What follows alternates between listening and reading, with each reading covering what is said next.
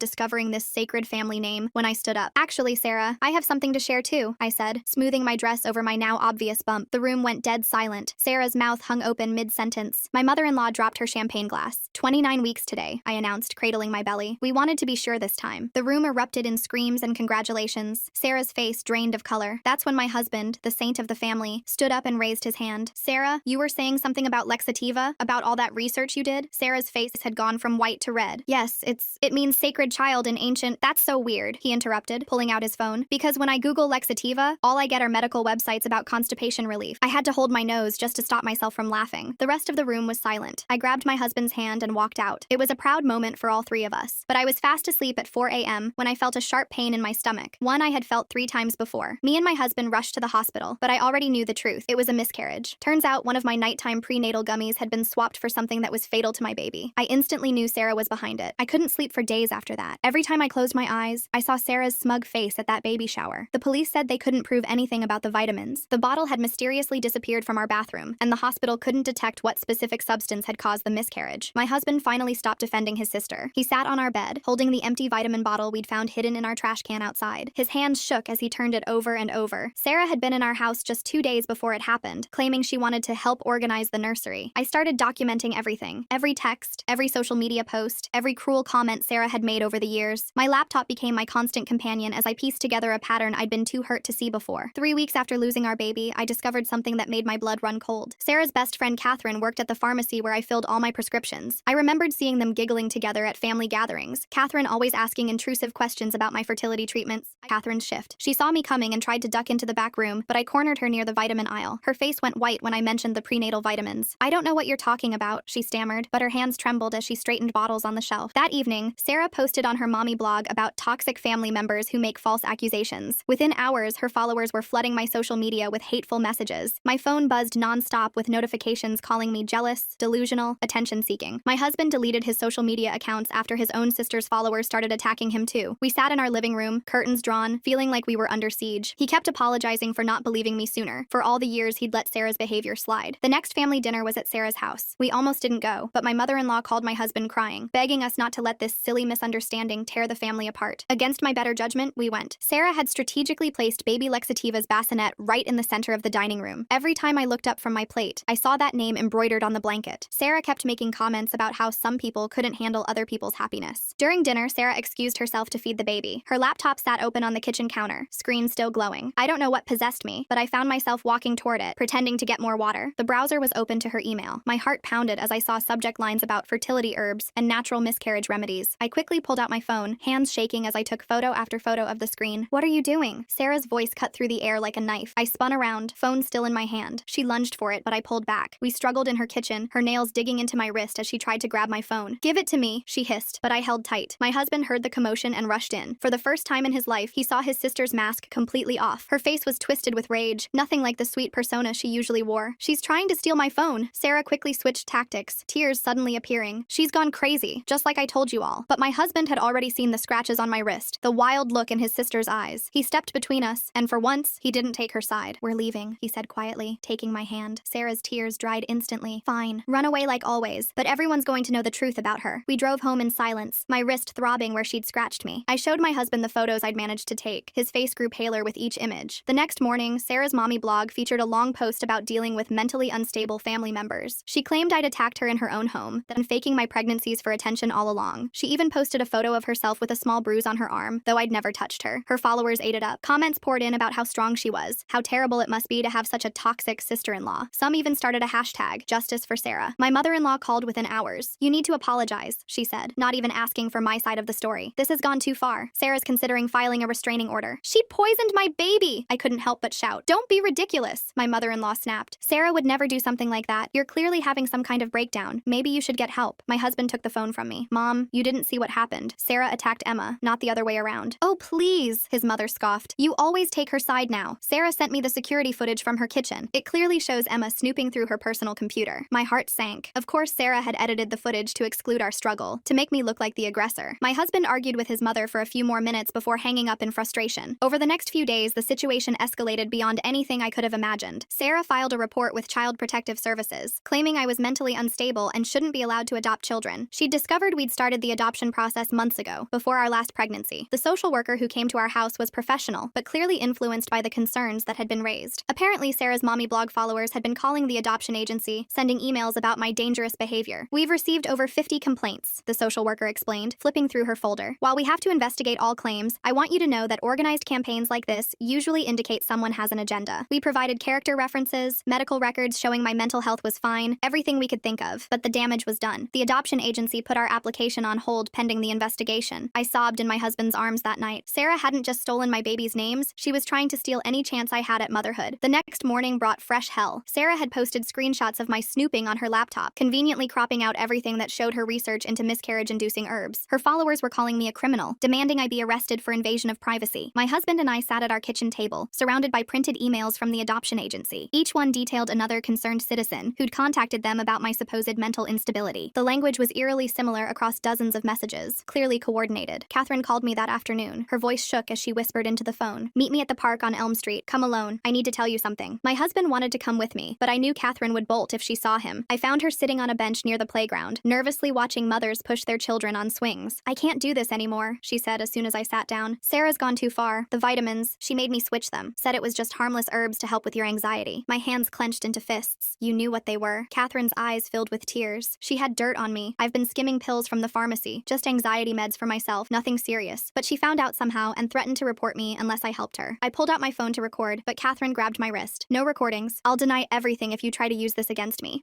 I wanted you to know I'm sorry, and to warn you, she's not done." "What do you mean she's not done?" Catherine glanced around nervously. "She's been stealing your mail, has copies of all your adoption paperwork. She knows which agency you're using, who your caseworker is, everything." My blood ran cold. We'd been wondering why some of our mail seemed to go missing. Catherine stood to leave, but I grabbed her arm. "You have to tell someone. The police, the adoption agency, anyone." She yanked away from me. "I can't lose my job.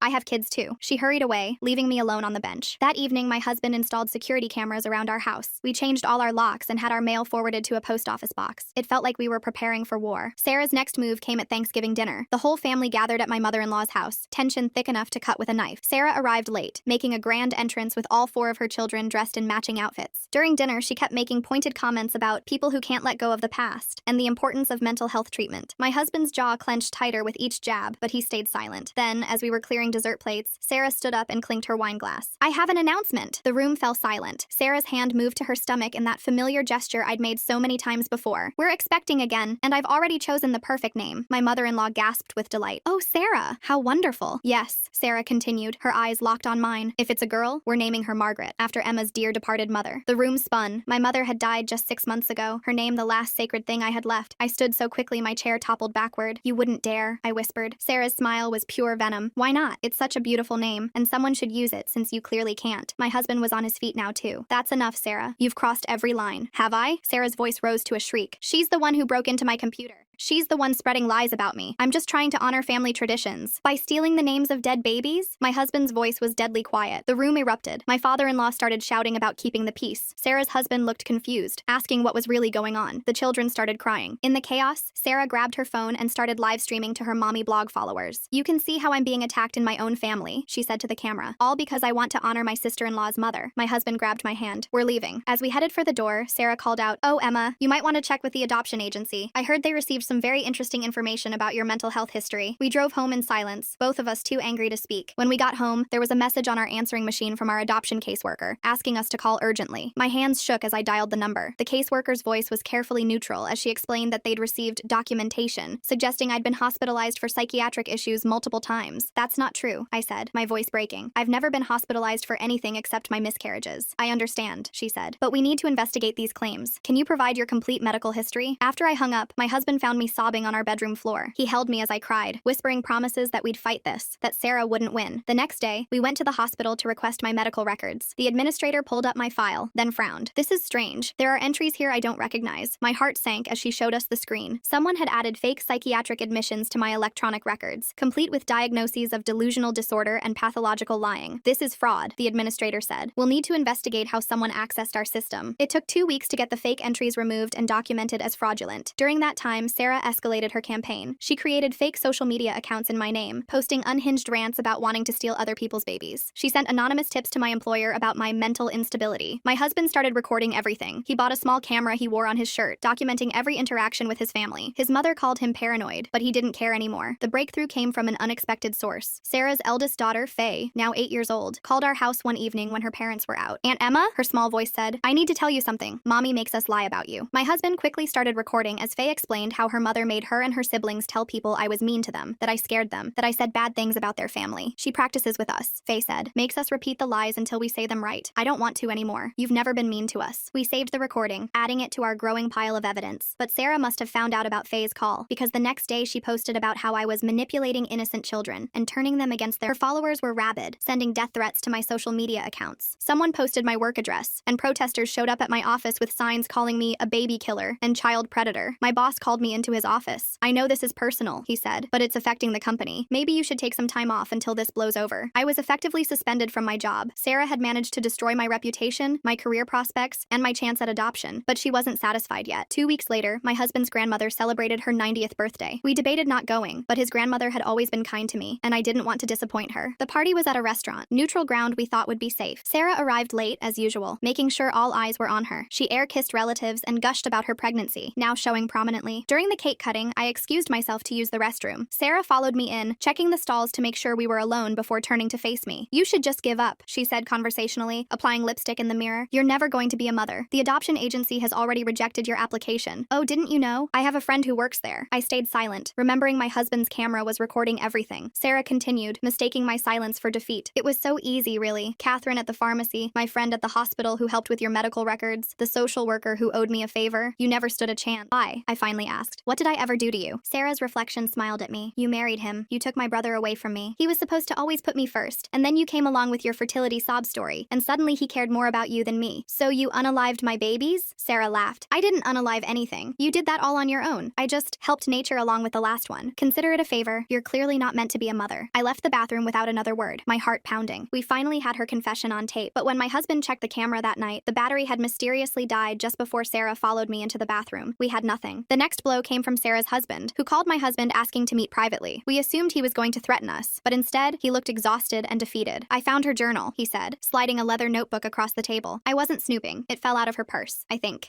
you need to see this." The journal was Sarah's, and it was damning. Page after page detailed her plans to destroy me, her glee at each miscarriage, her coordination with Catherine and others to sabotage my life. But most disturbing were the entries about other family members she'd targeted over the years. She'd poisoned her mother-in-law's cat because the woman had suggested she wait to have children. She'd sabotaged her cousin's wedding by sleeping with the groom. She'd gotten her college roommate expelled by planting substances in her dorm room. "I don't know who I married," Sarah's husband said, his voice broken. "The kids. I'm filing for divorce. I'll testify about what I found if you need me to." We photocopied every page of the journal before returning it. Finally, we had real evidence. But Sarah struck first. The next morning, police showed up at our door with a warrant. Someone had reported that we were dealing substances, and they needed to search our house. My husband and I stood in our living room, watching officers tear apart our carefully rebuilt life. They found nothing, of course, but the damage was done. Our neighbors watched from their windows as police cars lined our street. After the police left, we found a note tucked under our doormat. Sarah's handwriting, "Stop now, or next time they'll find something." That night, my husband and I made a decision. We would take everything we had to the family, force them to see the truth about Sarah once and for all. We called a family meeting at my mother-in-law's house, saying we had important news to share. Sarah arrived looking smug, probably thinking we were going to announce our surrender. Instead, my husband connected his laptop to the TV and began presenting our evidence. The journal entries, the photos from Sarah's computer, the testimony from her husband, even Faye's recorded confession about being forced to lie. The room was silent as the evidence mounted. Sarah's face went from smug to panicked to furious. When we showed the journal entry about her poisoning the cat, my mother-in-law gasped. "Whiskers didn't just die?" she whispered. Sarah jumped to her feet. "This is all fake. They're trying to frame me because they're jealous of my perfect family." But her husband stood up too. "It's true. All of it. I've seen the original journal. Sarah, you need help." The dam broke. Other family members started sharing their own stories about Sarah's cruelty over the years. Her pattern of behavior became undeniable. Sarah's mask finally shattered completely. She screamed at everyone, calling them liars and traitors. She grabbed a vase and threw it at the wall, sending shattered glass across the room. "You want to destroy me?" she shrieked at me. "You barren witch. You'll never have what I have. Never." Her eldest son, James, started crying. "Mom, stop. You're scaring us." But Sarah was beyond reason. She lunged at me, and this time I didn't back down. My husband and hers had to pull us apart as she clawed at my face, screaming obscenities. "I should have used something stronger in those vitamins," she screamed. "I should have made sure you could never even try again." The room went completely still. Even Sarah seemed to realize what she'd just admitted. My father-in-law's voice was cold. Get out of my house. Don't come back. Sarah looked around the room at her family, her children, her husband. All of them were looking at her with horror and disgust. Fine, she spat. But I'm taking my children. No, her husband said firmly. You're not. Kids.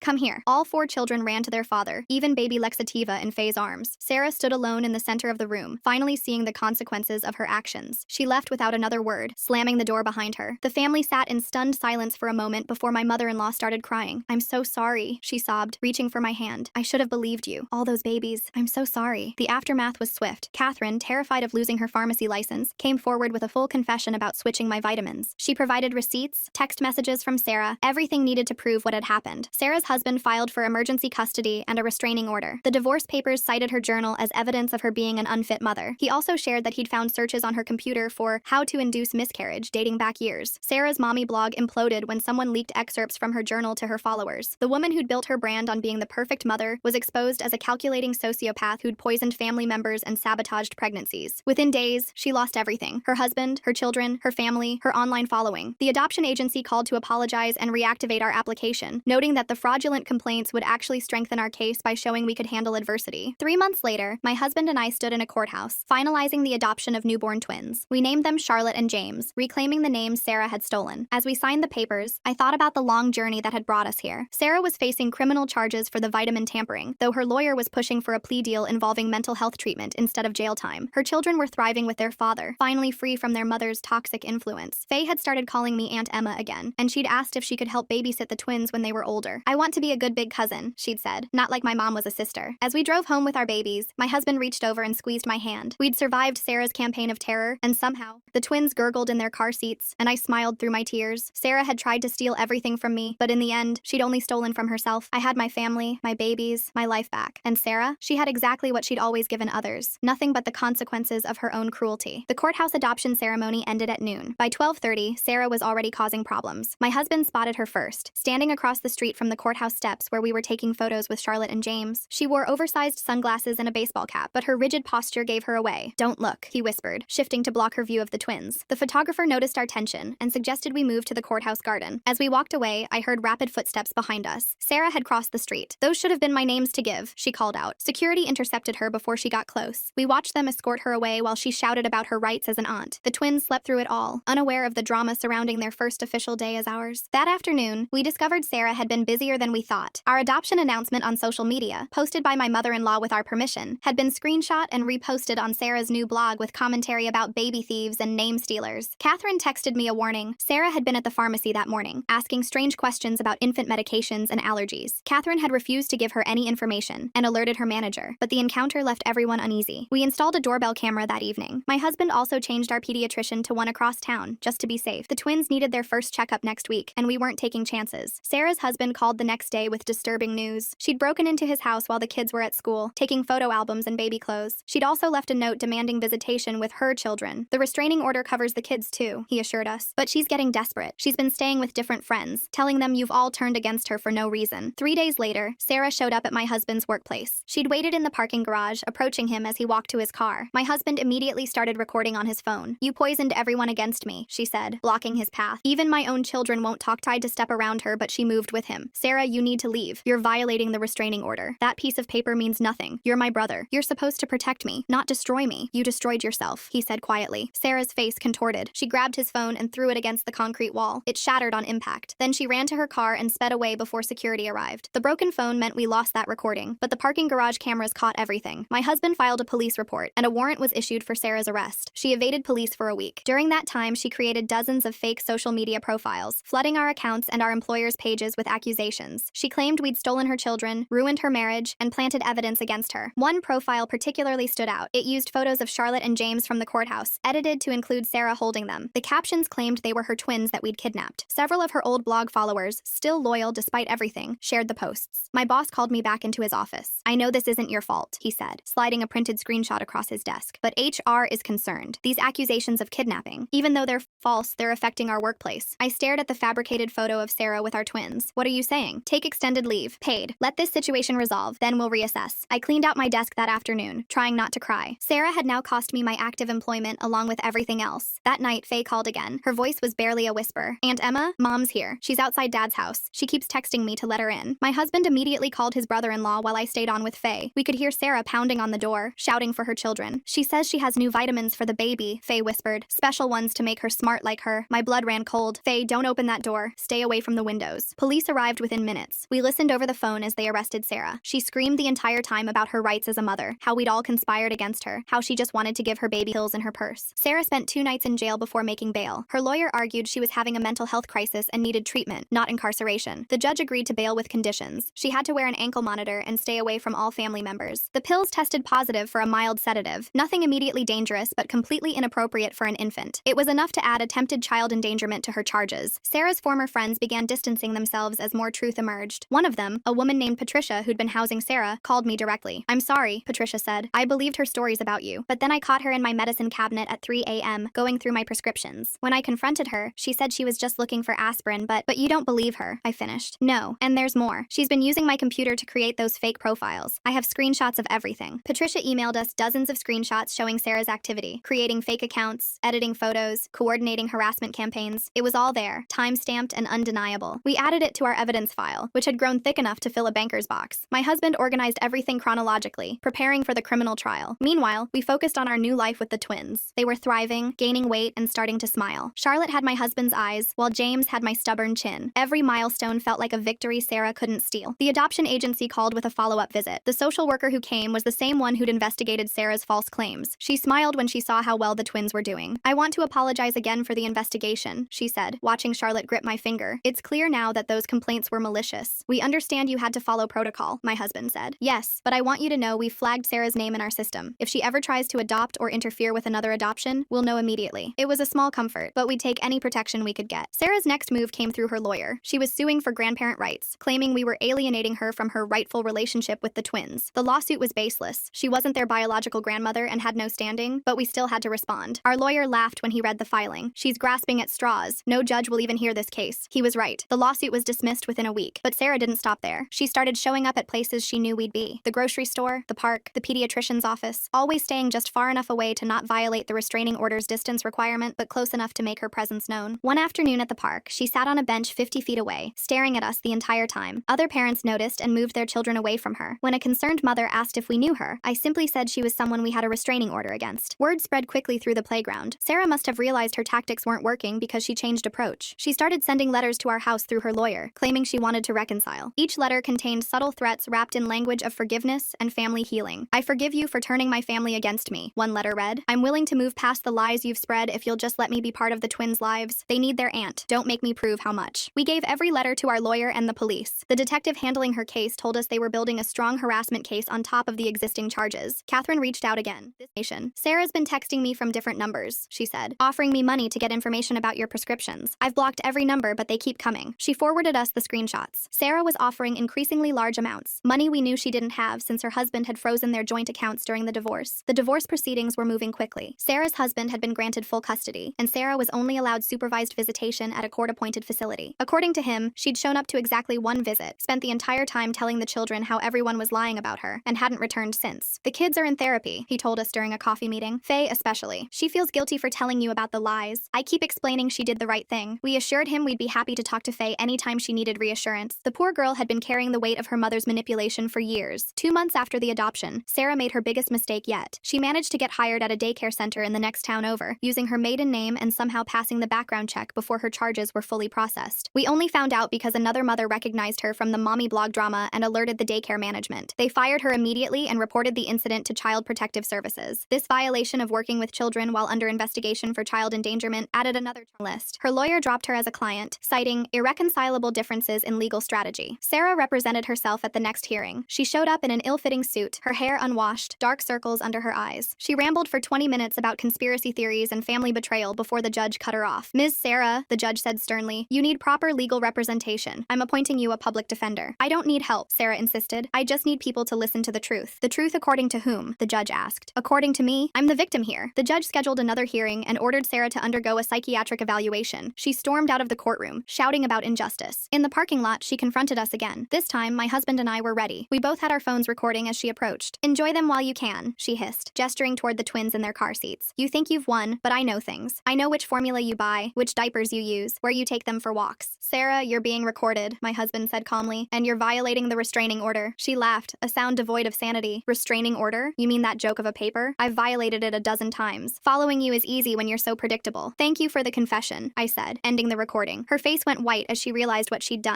She turned and ran to her car, but court security was already approaching. They detained her until police arrived. This time, bail was revoked. Sarah would await trial from jail. The judge cited her confession of multiple restraining order violations and the escalating pattern of behavior as reasons for holding her. Her husband brought the kids to visit us the week after Sarah's incarceration. It was the first time they'd seen the twins in person. Faye was gentle and sweet with them, while James and the other children were curious but careful. "Mom's in jail?" little James asked his father. "Yes, buddy. She made some bad choices." "Is it our fault?" Charlotte asked, her 7-year-old face creased with worry. "No, sweetheart. Nothing Mom did is your fault. She's sick in her mind and needs help." The kids seemed to accept this explanation. They played with the twins' toys and helped feed them bottles. It was a glimpse of what family gatherings could have been like if Sarah hadn't poisoned everything with her jealousy. My mother-in-law came by later that week. She'd aged years in the past months, the stress of Sarah's actions weighing heavily on her. "I failed her somehow," she said, watching the twins sleep. "I must have. Normal people don't do what she did." "Mental illness doesn't mean you failed as a parent," my husband told her gently. "Sarah made choices. Bad ones. That's on her, not you." We spent the afternoon looking through old photo albums, pictures of Sarah as a child, smiling and seemingly normal. My mother-in-law pointed out moments she now recognized as warning signs. Sarah's rage when she didn't win a game, her manipulation of younger cousins, the mysterious illness of a classmate who'd struck her for class president. "I always made excuses," my mother-in-law admitted. "Said she was competitive, driven. I never wanted to see what was really there." The criminal trial was set for 6 months out. Sarah's public defender was trying to build an insanity defense, but the prosecutor felt confident. The evidence was overwhelming, from Catherine's testimony to the journal entries to Sarah's own recorded confessions. We settled into a new routine: park visits without looking over our shoulders, doctor appointments without fear of tampering, family dinners where Sarah's name rarely came up. The twins grew bigger every day, their personalities emerging. Charlotte was the serious one, studying everything with intense focus. James was all smiles and giggles, charming everyone he met. They were perfect, and they were ours, and Sarah couldn't touch them from behind bars. The daycare center where Sarah had briefly worked sent us a letter. They were implementing new background check procedures because of what happened. They also offered us free childcare if we ever needed it, their way of apologizing for the security lapse. We declined politely. The twins would stay with family or trusted friends when needed. Trust was earned slowly these days. Catherine sent a final text. "I'm moving. New job, new state. I need to start over where no one knows what I did. I'm sorry again. Take care of those babies." I didn't respond. Some bridges, once burned, couldn't be rebuilt. 5 months into Sarah's incarceration, we got unexpected news. She was pregnant. Apparently, she'd been seeing someone before her arrest, and now faced giving birth in prison. Her husband was devastated. "Those kids don't deserve another sibling born into this mess," he said. "And who knows what she took while pregnant? She wasn't stable." The pregnancy added another layer of complexity to the trial. Her lawyer pushed harder for the insanity defense, arguing no sane woman would commit crimes while pregnant. The prosecutor countered that Sarah's calculated actions showed clear premeditation, not insanity. We attended every pre-trial hearing, sitting quietly in the back, bearing witness. Sarah grew larger and more disheveled with each appearance. She'd stare at us with naked hatred, her hands cuffed over her expanding belly. During one hearing, she exploded. "They stole my life," she screamed, pointing at us. "My babies, my family, everything. And now they sit there judging me." The judge ordered her removed from the courtroom. As guards escorted her out, she turned back one more time. "Charlotte and James were supposed to be mine." The courtroom was silent after her outburst. Even her lawyer looked defeated. A month before trial, Sarah went into labor. The baby, a girl, was born healthy despite everyone's fears. Sarah named her Emma. My hands shook when I heard. Even now, even after everything, she was trying to hurt me, using my name for her child conceived in chaos and born in custody. Child Services took baby Emma immediately. Sarah had no rights to her, given her current situation and charges. The baby went to foster care while the state decided on permanent placement. Sarah's husband considered taking her but ultimately decided against it. "My kids have been through enough," he explained. "I can't bring home their half-sister as a constant reminder of their mother's breakdown." The trial began on a cold February morning. Charlotte and James were 11 months old, walking and babbling their first words. We left them with my father-in-law and took our seats in the courtroom. Sarah entered in shackles, her postpartum body shrouded in an orange jumpsuit. She'd lost weight since giving birth, her face gaunt and hollow. She found us immediately in the gallery, her stare unwavering. Catherine testified first, detailing how Sarah had blackmailed her into switching my vitamins. She broke down crying during cross-examination, but stuck to her story. The pharmacy had already revoked her license. This testimony was part of her plea deal. Sarah's husband went next, presenting the journal and describing years of manipulative behavior he'd been been blind to. He shared stories of Sarah's escalating cruelty toward family members, her obsession with control, her inability to accept any perceived slight. When it was my turn to testify, I spoke clearly and calmly about the stolen names, the poisoned vitamins, the systematic destruction of my life. I showed photos of the twins, healthy and thriving despite Sarah's attempts to prevent their existence. She wanted me to suffer, I said, meeting Sarah's gaze, because I had something she couldn't control, her brother's love and loyalty. Sarah's lawyer tried to paint me as vindictive, suggesting I'd orchestrated everything to steal Sarah's life. But the evidence spoke louder than his theories. The prosecution presented everything: the emails, the fake social media accounts, the doctored medical records, the harassment campaign. They played recordings of Sarah's threats and confessions. They showed the jury the unmarked pills she'd brought to her children's house. Sarah testified on her own behalf against her lawyer's advice. She rambled about conspiracies and betrayal, claiming I'd been planning to destroy her from the day I met her brother. She insisted the vitamins were meant to help me, that the names were coincidences, that everyone was lying. I'm a good mother, she insisted, tears streaming down her face. They took my babies away because they're jealous of what I had. The prosecutor's cross-examination was brutal. He walked her through each piece of evidence, forcing her to confront her own words and actions. Sarah's story changed with each question, contradictions piling up. Finally, he asked, "Did you or did you not tamper with Emma's prenatal vitamins?" Sarah was silent for a long moment. Then quietly, "She didn't deserve to be a mother." The courtroom erupted. The judge called for order while Sarah's lawyer put his head in his hands. She'd just confessed on the stand. Closing arguments were brief. The evidence was overwhelming, the confession damning. The jury deliberated for less than 2 hours, guilty on all counts. Sarah showed no emotion as the verdict was read. She stared straight ahead, her face blank. The judge scheduled sentencing for the following month. Outside the courthouse, reporters waited. We pushed past them without comment. There was nothing to say. Justice had been served, but it brought no joy. A family was shattered, children motherless, a baby girl named Emma growing up in foster care. The sentencing hearing was quieter. Sarah appeared medicated, her movements slow and deliberate. Character witnesses spoke on both sides. Her children didn't attend. The judge sentenced her to 15 years with possibility of parole in 7. She'd serve her time in a facility with a mental health program. It was more lenient than the prosecutor wanted, but harsher than her lawyer hoped. As guards led her away, Sarah turned one last time. "Take care of my Emma," she said softly. I didn't know if she meant me or the baby, maybe both, maybe neither. We drove home to our twins, who greeted us with smiles and outstretched arms. Charlotte had learned to say mama while we were gone. James demonstrated his new ability to stack blocks. That night, after the twins were asleep, my husband and I sat on our porch. The stars were bright, the air crisp. We didn't talk about the trial or Sarah or the years of pain. We just sat together, breathing in peace. 2 weeks later, we got a call from Child Services. Sarah's baby Emma needed a permanent placement. Would we consider adopting her? My husband and I looked at each other, then at our twins playing on the floor. Charlotte was trying to feed James a toy car while he giggled. They were so happy, so innocent. "We'll think about it," I told the social worker. That night, we talked for hours. Could we raise Sarah's child? Could we look at her every day and not see her mother? Could we deny an innocent baby a loving home because of who gave birth to her? In the end, love won. Baby Emma joined our family 3 months later. We kept her first name but gave her a new middle name, Hope. Sarah's children visited often. They adored all 3 babies, especially Faye, who took her role as eldest cousin seriously. Their father started dating a kind woman who treated the kids well. Healing was slow but happening. My mother-in-law found peace in being a grandmother. She doted on all the children equally, making up for lost time. She never mentioned Sarah unless asked, and even then only briefly. "She's getting help," was all she'd say. That's what matters now. I returned to work when the twins turned 2. My boss welcomed me back with a promotion, acknowledging how professionally I'd handled an impossible situation. My coworkers threw a small party, complete with baby photos on my desk. Life settled into a new normal. 3 children under 3 was chaos, but beautiful chaos. Emma grew to look nothing like her biological mother, all bright smiles and gentle nature. The twins accepted her as their sister without question. We told them the truth in age-appropriate ways as they grew, about families being complicated, about mental illness, about choosing love over hate, about how sometimes people who should love you can't, but that doesn't mean you're unlovable. Catherine wrote once, a long letter of apology and updates on her new life. She was in therapy, working at a hospital, trying to make amends for her choices. I wrote back once, wishing her well. Some forgiveness takes time. Sarah's husband remarried when his youngest turned 10. The wedding was small but joyful. All 4 kids were in the wedding party, beaming with happiness. They'd found stability again. We received occasional updates about Sarah from her lawyer. She was taking her medication, attending therapy, working in the prison library. She'd found religion, then lost it, then found it again. She wrote letters to her children that her ex-husband saved unopened, waiting for them to decide if they wanted to read them someday.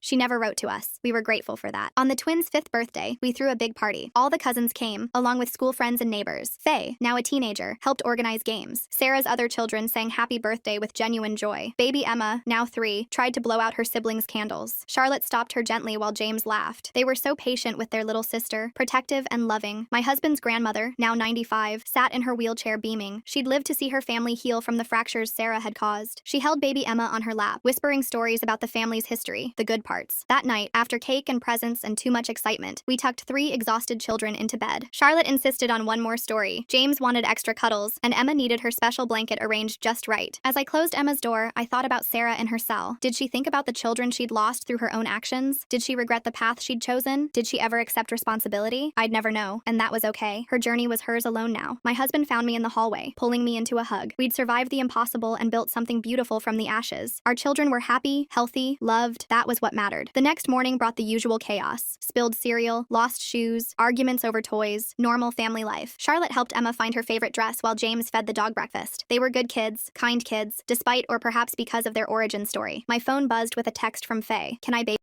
this weekend? I want to practice for when I have kids someday. I smiled, typing back yes. The cycle of family continued, healthier now, built on truth and choice rather than manipulation and pain. Sarah had tried to destroy us with her jealousy and cruelty. Instead, she'd created a larger, stronger family united by love and resilience. Her biological children thrived without her poison. Her baby grew surrounded by the love she'd tried to deny others. And us? We had everything she'd wanted, not because we'd stolen it, but because we'd earned it through patience, perseverance, and the choice to love even when it hurt. The twins started kindergarten that fall. Charlotte organized her supplies with military precision, while James charmed his teacher within minutes. Emma watched them leave with tears, counting the days until she could join them. We stood at the bus stop, 3 parents waving goodbye. My husband squeezed my hand as the bus pulled away. We'd made it. Despite everything, we'd made it. That afternoon, while Emma napped, I finally opened the box I'd kept in our closet. Inside were the ultrasound photos of our lost babies, the ones whose names Sarah had stolen. I looked at each one, remembering the hope and heartbreak they represented. Then I added new photos: Charlotte, James, and Emma playing together. Life from loss, joy from sorrow, family from the ashes of another's destruction. I closed the box and put it away. The past was honored but not dwelt upon. The present demanded too much attention, too much love, too much life to waste time on what might have been. Downstairs, Emma was awake, calling for snacks. I headed down to meet her, ready for whatever came next. We'd survived Sarah's worst. Everything else was just life. Messy, beautiful, ordinary life. And that was more than enough. My sister faked cancer to sabotage my Ivy League dreams, so I exposed her lies and watched her life collapse. 2 years later, she's at my door crying, asking if we can ever be sisters again. My sister was ready to destroy anything and everything to one-up me, including herself.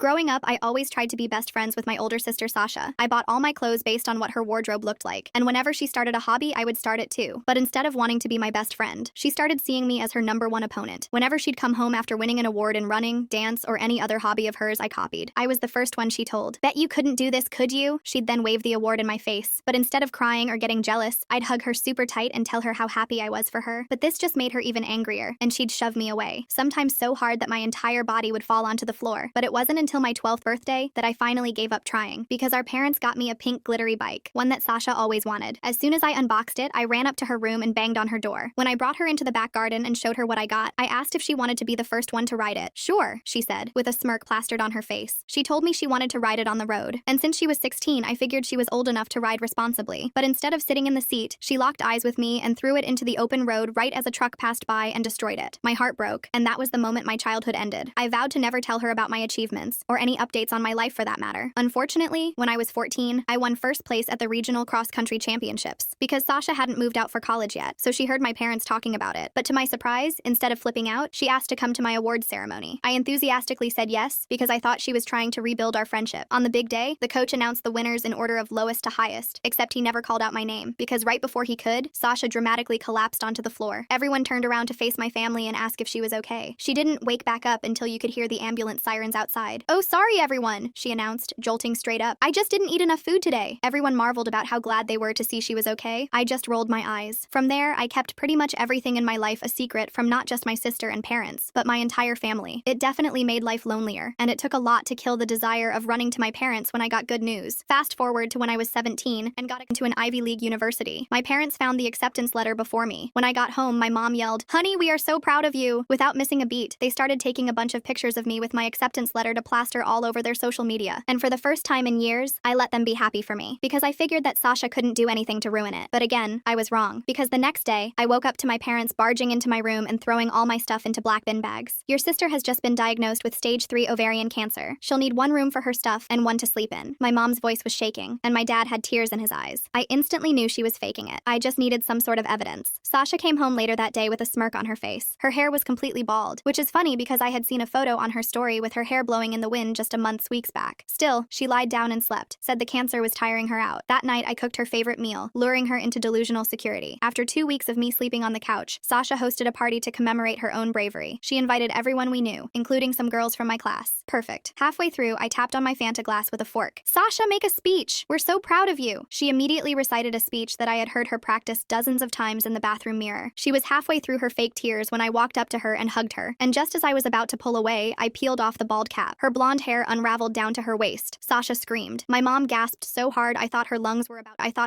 about to shrivel up. While everyone processed what was going on, I turned on the TV on full volume. There, I broadcasted a clip I had captured of Sasha practicing her speech in the mirror when she thought no one was looking. And instead of finally facing up to her lies, she stormed out of the house and drove away. I went upstairs to my room and let my parents deal with saying goodbye to all the guests. The next morning, I woke up to my mom slapping me across the face. "How could you have embarrassed Sasha like that while she's battling with cancer?" I just stared at her, my cheek burning. My mom said Sasha told them I'd ripped out her hair extensions, that she'd spent thousands on realistic ones because she didn't want people to pity her for being bald. She didn't want to flaunt her wealth by admitting she could afford such expensive extensions. I couldn't believe my parents bought that story, but they did. They completely believed that their daughter with cancer had secret hair extensions that I cruelly exposed. Over the next few days, things got worse. Sasha came back with a stack of medical documents. She had appointment cards and test results and even a treatment schedule. I don't know how she faked them, but they looked real enough to convince my parents. The letterhead looked authentic and everything. Then she started telling them I was emotionally abusive, that I'd been bullying her about the cancer diagnosis. She said I was jealous of the attention she was getting and trying to make everything about my college acceptance. My parents scheduled an emergency therapy appointment for me. They told the therapist I was showing signs of narcissistic personality disorder and needed immediate help. The therapist seemed skeptical at first, but my parents were so convinced that she agreed to see me twice a week. Those sessions were brutal. I had to sit there while this woman asked me why I felt the need to hurt my sick sister. She wanted to explore my jealousy issues and my need for attention. I tried explaining that Sasha was lying, but that just made me look worse. The therapist would nod and write notes about my denial. Meanwhile, Sasha took over the house. She'd host these little gatherings where extended family would come visit the brave cancer patient. She'd make these subtle comments about how hard it was having an unsupportive sister. Nothing obvious enough to call out, but enough to poison everyone against me. I started documenting everything. Every time she slipped up or contradicted herself, I wrote it down. When she claimed to have chemo on Tuesday but posted selfies at the mall, I screenshotted everything. I was building a case, but I needed something concrete. One night, I came home late from school. I'd been working on a big project in the library. When I opened my laptop, the screen was cracked and it wouldn't turn on. All my schoolwork was gone. Years of essays and projects just destroyed. The keyboard was bent like someone had stepped on it. I found Sasha in the kitchen making tea. She smiled at me and said technology could be so unreliable. Then she asked if I'd backed up my college application materials. The way she said it made it clear she knew exactly what happened to my laptop. I spent the next week rebuilding everything from memory. I had to redo assignments and beg teachers for extensions. Some believed me, but others thought I was making excuses. My grades started slipping from the stress. At school, rumors started spreading that I was unstable. Someone told everyone I'd attacked my cancer-stricken sister at her own support party. People I'd known for years started avoiding me in the halls. My lunch table slowly emptied until I was eating alone. Then came the letter from my dream college. They'd received an anonymous tip about concerning behavior and wanted to discuss my acceptance. Someone had reported that I was bullying a family member with terminal illness. They needed to investigate before finalizing my enrollment. I knew it was Sasha, but I couldn't prove it. She'd been so careful to stay anonymous, but she made one mistake. She used specific phrases in the complaint that she'd used before. I recognized her writing style immediately. I decided to get creative with my evidence gathering. I bought tiny voice recorders and hid them around the house. I wanted to catch her admitting something when she thought no one was listening. I placed them behind picture frames, under tables, anywhere she might let her guard down. The recordings picked up more than I expected. Late at night, I'd hear Sasha on the phone laughing about how gullible our parents were. Her voice carried through the thin walls between our rooms, dripping with contempt as she described their worried faces. She'd brag to her friends about getting my room and ruining my college plans, punctuating each revelation with cruel giggles. Sometimes she'd even mimic our mother's concerned voice, exaggerating it until her friends cackled on the other end. I saved every single file to multiple cloud accounts, creating backup after backup with shaking hands. Each recording was labeled with the date and time, organized in folders that documented weeks of deception. But I needed someone who'd actually listen. My parents were too deep in denial, their eyes glazing over whenever I tried to bring up inconsistencies in Sasha's story. They'd change the subject or suddenly remember urgent errands whenever I mentioned her behavior. That's when I remembered Aunt Helen. She'd always been skeptical of Sasha even when we were kids, catching her in small lies at family gatherings. She was the only one who'd noticed when Sasha claimed to win a spelling bee at a school that didn't even have one. Helen lived 2 hours away, but maybe she'd help. I called her from a payphone at school since Sasha monitored my cell. The phone booth smelled like rust and old gum, tucked behind the gymnasium where no one would see me. The metal receiver felt cold against my ear as I fed quarters into the slot, my hands fumbling with the coins. Helen picked up on the third ring, her warm voice instantly making me feel safer. I told her everything as fast as I could, words tumbling over each other like water breaking through a dam. She stayed quiet for a long time, just breathing steadily on the other end, then said she'd suspected suspected something was off when Sasha's cancer story kept changing. First it was lymphoma, then leukemia, then some rare form that kept shifting names. Helen agreed to come visit that weekend. She said she'd pretend it was just to support Sasha, but really she wanted to see the evidence I'd collected. Her voice had that determined edge I remembered from when she'd helped me with math homework years ago. Finally, someone believed me. I hung up feeling hopeful for the first time in weeks, the spring in my step drawing curious looks from passing students. That Friday, I got home to find my recordings were gone. Every single device had vanished from their hiding spots. The drawer under my desk was empty, dust outlines showing where the recorders had been. The box in my closet cleared out. Even the backup USB drives I'd hidden in an old shoe were missing. Sasha was sitting on the couch reading a magazine like nothing happened, her legs tucked underneath her. The magazine was one of those celebrity gossip rags, her fingers lazily turning pages. When I asked about them, she said she didn't know what I was talking about, not even glancing up from her reading. Her voice was innocent, practiced, like she'd rehearsed this moment. I still had the cloud backups, but now I was paranoid. That night, I changed all my passwords and set up two-factor authentication on everything. I even created dummy accounts with fake evidence in case she got into those too. My fingers flew across the keyboard as I built layer after layer of digital protection. I used password managers and security questions based on things only I would know, references to books Sasha had never read, and places she'd never been. Helen arrived Saturday morning with a casserole and a concerned expression. She wore her good pearls, the ones she saved for important occasions, and her gray hair was freshly styled. She hugged Sasha and told her how brave she was, her acting skills rivaling any performance I'd seen. Sasha ate it up, going on about her treatment and how hard everything was. She even managed to make her voice quaver at just the right moments. I watched from the kitchen, biting my tongue so hard I tasted copper. The casserole sat on the counter, still warm, smelling like childhood comfort I couldn't access. Later, Helen asked to see my room to help me reorganize since I'd given it up for Sasha. It was a clever excuse that wouldn't raise suspicion. Once we were alone, I showed her everything on my phone. The recordings, the screenshots, the timeline of lies I'd meticulously documented. Each piece of evidence was annotated with context and cross-references. Her face got darker with each piece of evidence, her jaw tightening as she listened to Sasha's cruel laughter. She had to sit down on my bed when she heard the part about Sasha planning to intercept my college acceptance letter. We spent an hour going through it all. Helen pointed out inconsistencies I'd missed, like how Sasha claimed to have chemo every Monday but was somehow never sick on Tuesdays, or how her medical documents all had the same watermark pattern, even though they were supposedly from different offices. She showed me how the fonts matched perfectly, the margins identical. She even noticed the medical terminology was slightly off, like someone had researched terms online rather than copying from real documents. Her years working at a law firm handling medical malpractice cases had trained her eye for authentic medical paperwork. Helen said she'd talk to my parents, but we needed to be strategic. If we came on too strong, they'd get defensive and shut down completely. She'd seen it before with her own siblings, how confrontation could backfire when people were emotionally invested in a lie. She suggested waiting until dinner when everyone was relaxed. I agreed, even though waiting felt impossible, my stomach churning with anxiety. We spent the afternoon pretending everything was normal, helping Mom in the kitchen and listening to Dad's work stories. At dinner, Sasha was in full performance mode. She pushed food around her plate and sighed about how the treatment culled her appetite. She'd taken exactly 3 small bites of chicken, cutting them into tiny pieces for maximum effect. My mom immediately offered to make her something else, jumping up from the table. Dad rubbed her shoulder and said she was so strong, his voice thick with emotion. The dining room felt suffocating with all the manufactured sympathy. Helen started casual. She asked about Sasha's treatment plan and which hospital she was using. Her tone was conversational, like she was asking about the weather. Sasha gave vague answers about privacy and not wanting to burden everyone with details. Helen pushed a little more, mentioning she had a friend who was an oncologist who might help. She even pulled out her phone like she was ready to make the connection right there. Sasha's eye twitched, but she covered it by dabbing at fake tears. She said she appreciated the offer, but her team was handling everything. When Helen asked for the oncologist's name to send a thank you card, Sasha suddenly needed to use the bathroom, her chair scraping loudly against the floor. She walked slowly, playing up the weakness, trailing along the wall for support. While she was gone, Helen looked at my parents. She asked if they'd actually gone to any appointments with Sasha. My mom admitted they hadn't because Sasha said she needed to be independent. She looked embarrassed, twisting her napkin in her lap. Dad added that Sasha was protecting them from the harsh reality, his hands folded tightly on the table. His knuckles were white with tension he didn't even realize he was carrying. Helen pulled out her phone and showed them my evidence. At first, they didn't want to look, turning their heads away like children avoiding vegetables, but Helen insisted, going through each recording and screenshot methodically. She had them organized in a presentation, professional and undeniable. My mom's face went white when she heard Sasha laughing about fooling them, her hand flying to her mouth. Dad's expression shifted from disbelief to horror to rage in the span of 30 seconds. Sasha came back to find us all staring at her. The silence was deafening, broken only by the tick of the grandfather clock in the hallway. She immediately started crying about how we were ganging up on a cancer patient. When that didn't work, she accused me of faking the recordings with AI. Then she said I'd drugged her to make her say those things, her lies becoming more desperate and wild. Each new excuse contradicted the last, a house of cards collapsing in real time. My dad stood up slowly, his chair creaking under the shift of weight. He asked her point blank if she had cancer. His voice had the same tone from when I was little and he'd caught me sneaking cookies. Sasha tried more tears, but he just repeated the question, his voice steady and firm. Finally, she exploded. She screamed that we all loved my achievements more than her, that I'd stolen her parents' attention with my stupid college acceptance. Spit flew from her mouth as years of resentment poured out. The truth came pouring out in a torrent. She admitted faking everything but said it was our fault for making her feel invisible. She'd spent years being the older sister, but I got all the praise for copying her. She said destroying my bike was the only time she felt powerful, her face contorting with years of suppressed rage. She even admitted to smaller things I'd never suspected, hiding my library books so I'd get fines, telling kids at school embarrassing lies about me, deleting my essays from the family computer. My mom started sobbing, deep wrenching sounds that shook her whole body. Dad had to sit back down like his legs gave out, gripping the edge of the table. The wood groaned under his grip. Helen recorded the whole confession on her phone just in case Sasha tried to deny it later. I felt numb watching my family fall apart, like I was floating above the scene. The untouched food on the table seemed absurd in the midst of such destruction. Sasha wasn't done though. She lunged at me, screaming that I'd ruined everything. Her nails caught my mom's arm when she tried to get between us. Blood ran down mom's wrist, and that finally snapped everyone out of their shock. The red drops hit the white tablecloth, spreading like tiny roses. Mom stared at her arm like she couldn't comprehend what had happened. Dad grabbed Sasha and pulled her back. She was thrashing and screaming about how much she hated me, how I'd stolen her life by being born, how every achievement I had was just to make her look bad. Years of rage came out in one terrifying burst, her voice raw and primal. The neighbor's dog started barking, sensing the chaos through the walls. Helen called 911 while Dad held Sasha. She gave the address calmly, her legal training keeping her focused. The paramedics came for my mom's arm, but ended up taking Sasha too. She'd worked herself into such a state they were worried she might hurt herself. As they led her away, she kept screaming that this was all my fault, her voice echoing down our quiet street. Porch lights flickered on as neighbors peered through curtains. The house felt empty after that. Mom needed stitches and antibiotics. The doctor said the scratches were deep but would heal fine. They cleaned and bandaged her arm with gentle efficiency. Dad drove her home in silence, the only sound the hum of the car engine. None of us knew what to say. The hospital bracelet on Mom's wrist caught the streetlights as we pulled into our driveway. That night, my parents sat me down to apologize. They said they'd been so shocked by the cancer story they never questioned it. They'd wanted to support their sick daughter and ended up enabling her lies. Mom cried when she talked about slapping me, touching her hand to my cheek gently. The gesture was so different from that day, tender and full of regret. I told them about all the things Sasha had done over the years, not to hurt them, but so they'd understand this wasn't new. They were horrified to learn about the birthday bike and the awards ceremony. They'd had no idea how long this had been going on, each revelation hitting them like a physical blow. Dad kept shaking his head, muttering about signs he'd missed. We agreed Sasha needed professional help, real therapy, not the kind they'd forced on me. Dad called around and found a place that specialized in personality disorders. They had an opening the next week if Sasha agreed to go. He spent hours on the phone, his notebook filling with names and numbers, insurance coverage, treatment approaches, success rates. He researched like his life depended on it. Meanwhile, I had to fix my life. The college was still investigating the anonymous complaint. I sent them the recording of Sasha's confession along with a letter from Helen explaining the situation. I included the therapy notes showing I was the victim, not the bully. Each document felt like a piece of my dignity being restored. The admissions officer called personally to apologize for the confusion. School was harder to fix. Rumors don't die easily, especially in a small high school where gossip is currency. Some people believed me when I explained, but others thought I was making excuses. I focused on my real friends and ignored the whispers in the hallway. It hurt, but I'd survived worse. My AP teachers were especially supportive, having seen my dedication firsthand. My teachers were more understanding. When I explained about the laptop and showed them the police report Dad filed, they gave me extensions. I spent weeks catching up on assignments, my desk lamp burning late into the night. My grades slowly recovered, but it was exhausting. Each test and paper a mountain to climb. Coffee became my best friend, and the library staff knew me by name. Sasha came home after 3 days of observation. She was required to attend therapy twice a week. The therapist said she showed signs of narcissistic personality disorder with antisocial features. It would take years of work to address, she warned us, setting realistic expectations. She gave us pamphlets about family dynamics and enabling behaviors. She moved back into her old room without apology. We avoided each other completely, creating invisible barriers in our shared spaces. When we passed in the hall, she'd look through me like I wasn't there. I was fine with that. I'd given up on having a sister years ago. The house felt like it was split in two, separate worlds existing under one roof. But she wasn't done trying to hurt me. I caught her in my room one day going through my college paperwork. When I confronted her, she said she was just borrowing a pen. But I noticed my acceptance letter was crumpled like she'd been squeezing it. The official seal wrinkled beyond repair. The violation of my space made my skin crawl. I installed a lock on my door that night. My parents didn't object, understanding the necessity without me having to explain. They knew we needed boundaries while Sasha worked through her issues. Mom even helped me pick out a sturdy deadbolt from the hardware store, testing each one for strength. The click of that lock became the sound of safety. The next few months were tense. Sasha would have good days where she seemed almost normal, laughing at TV shows and helping with dishes. Then she'd have setbacks where the anger came back. Her therapist warned us recovery wasn't linear. We had to be patient but also protect ourselves. Family dinners became exercises in careful navigation. I started keeping anything important in a safe. My laptop, documents, even sentimental items went in there each night. It felt extreme, but I couldn't risk another sabotage attempt. The safe gave me peace of mind to focus on school. The combination was my birthday, a date Sasha had always resented. Even choosing those numbers felt like reclaiming something. College finally confirmed they were keeping my acceptance. The admissions board said they understood the situation and appreciated my honesty. They even offered resources for dealing with family trauma. I cried reading that email, relief washing over me in waves. My future was secure again, the path forward clear. Prom season arrived, and I let myself get excited. I'd found a beautiful dress on sale, and my friend Aaron asked me to go as friends. It felt good to have something normal to look forward to. I even caught myself humming while doing homework, old happiness creeping back in. The dress hung in my closet like a promise of one perfect night. The night of prom, I was doing my makeup when I heard a crash. My dress was on the floor, covered in what looked like bleach. The fabric was ruined, huge white splotches all over the blue material. Sasha's bathroom door clicked shut down the hall. The chemical smell burned my nose. I stood there in my slip, staring at the destroyed dress, feeling all the excitement drain away. I wanted to scream, but instead I called Helen. She drove over with her daughter's old prom dress. It was green instead of blue, but it fit perfectly. Helen did my hair while I tried not to cry. She said I looked beautiful and meant it, her hands gentle as she pinned each curl. She even had matching jewelry in her purse, like she'd known I'd need rescuing. At prom, nobody cared that my dress was different than planned. Aaron and I danced until our feet hurt. For a few hours, I forgot about Sasha and the chaos at home. I just got to be a normal teenager celebrating with friends. The gym was transformed with twinkling lights and silver streamers. We took dozens of photos, genuine smiles replacing the forced ones from family portraits. When I got home, Sasha was in the living room. She looked at the green dress and her face fell. I realized she'd been waiting to see me cry about the ruined dress. When I smiled and said I had an amazing night, she stormed off to her room, her disappointment palpable. For once, her plan to hurt me had failed completely. The next week, her therapist called a family meeting. She said Sasha had admitted to the dress incident and several other acts of sabotage. The therapist recommended a more intensive program, maybe residential treatment where Sasha could focus on healing without triggers. She explained that the current approach wasn't working fast enough. My parents were torn. They wanted to help Sasha but worried about sending her away. The therapist explained that sometimes distance was necessary for everyone to heal. She gave them brochures for several programs that specialized in personality disorders, glossy pages filled with promises of recovery. Each facility had testimonials from families who'd found peace through separation. That night, I heard my parents arguing. Mom wanted to try the residential program, but Dad thought they'd failed Sasha by not catching this earlier. They went back and forth about whose fault it was. I put on headphones and tried to focus on homework, calculus problems blurring through my tears. Their raised voices penetrated even through my music. Sasha must have heard them too, because the next day she announced she'd go to treatment. She said she was tired of being angry all the time. For the first time in years, she looked genuinely exhausted instead of plotting something. Dark circles shadowed her eyes. The fight seemed to have gone out of her, replaced by something hollow. We drove her to the facility the following Monday. It was 3 hours away, surrounded by mountains and gardens. The staff seemed kind but firm. They explained the program would last at least 6 months with family therapy sessions once a month. The building looked more like a retreat than a hospital. Other families were saying goodbyes in the parking lot, each carrying their own heavy stories. Sasha hugged our parents goodbye but ignored me. I was okay with that. I didn't need a tearful reconciliation. I just needed her to get help and leave me alone. As we drove away, I felt lighter than I had in years, watching the facility disappear in the rearview mirror. The mountains looked peaceful, like they could hold all our family's pain and transform it. The house was peaceful without her. I moved back into my room properly, spreading out my things without fear. My parents and I had quiet dinners where we actually talked. Mom started asking about my day again, genuinely interested in my answers. We even played board games some nights, rediscovering how to be a family of 3. I threw myself into senior year activities. I joined the yearbook committee and started tutoring underclassmen in math. My college acceptance was secure and I could finally enjoy high school. Friends started hanging out again once the drama died down. My calendar filled with normal teenage activities, study groups, movie nights, college planning sessions. Life became wonderfully ordinary. The first family therapy session was rough. Sasha had to acknowledge the harm she'd caused. She read from a list, monotone and clearly unhappy about it. But the therapist said admitting wrongdoing was the first step, even if she didn't feel it yet. The room smelled like lavender and felt too small. We sat in a circle, the distance between us measured in more than feet. We went once a month as required. Sometimes Sasha participated and sometimes she just glared. The therapist worked with all of us on boundaries and communication. My parents had to admit they'd enabled her behavior by not addressing it earlier. Each session peeled back layers of family dysfunction. Mom cried a lot. Dad learned to express emotions beyond anger. I learned to speak up for myself without guilt. I started seeing my own therapist to process everything. She helped me understand that Sasha's problems weren't my fault, that wanting a sister wasn't what caused this. It took months to really believe that, but eventually I did. Her office became a safe space where I could finally exhale. We worked through years of suppressed fear and confusion. Senior year flew by in a blur of activities and milestones. I got into National Honor Society and won a scholarship for my essay about overcoming family challenges. My parents came to every ceremony, beaming with pride. They'd learned to celebrate my achievements without guilt. The auditorium lights felt warm on my face as I accepted each award. Each accomplishment was mine alone, no longer shadowed by Sasha's jealousy. Sasha slowly improved in treatment. Her letters home became less angry and more reflective. She started taking responsibility without blaming others. The therapist said she was making real progress, but warned us not to expect miracles. Recovery would be a lifelong journey, not a destination. But for the first time in my life, I had hope that maybe someday I'd have the sister I'd always wanted, even if that day was still far away. Graduation day arrived faster than expected. I woke up early to iron my cap and gown, the fabric crisp under the hot metal. My parents were already in the kitchen making my favorite breakfast, pancakes with strawberries, just like when I was little. Dad kept taking photos photos of everything,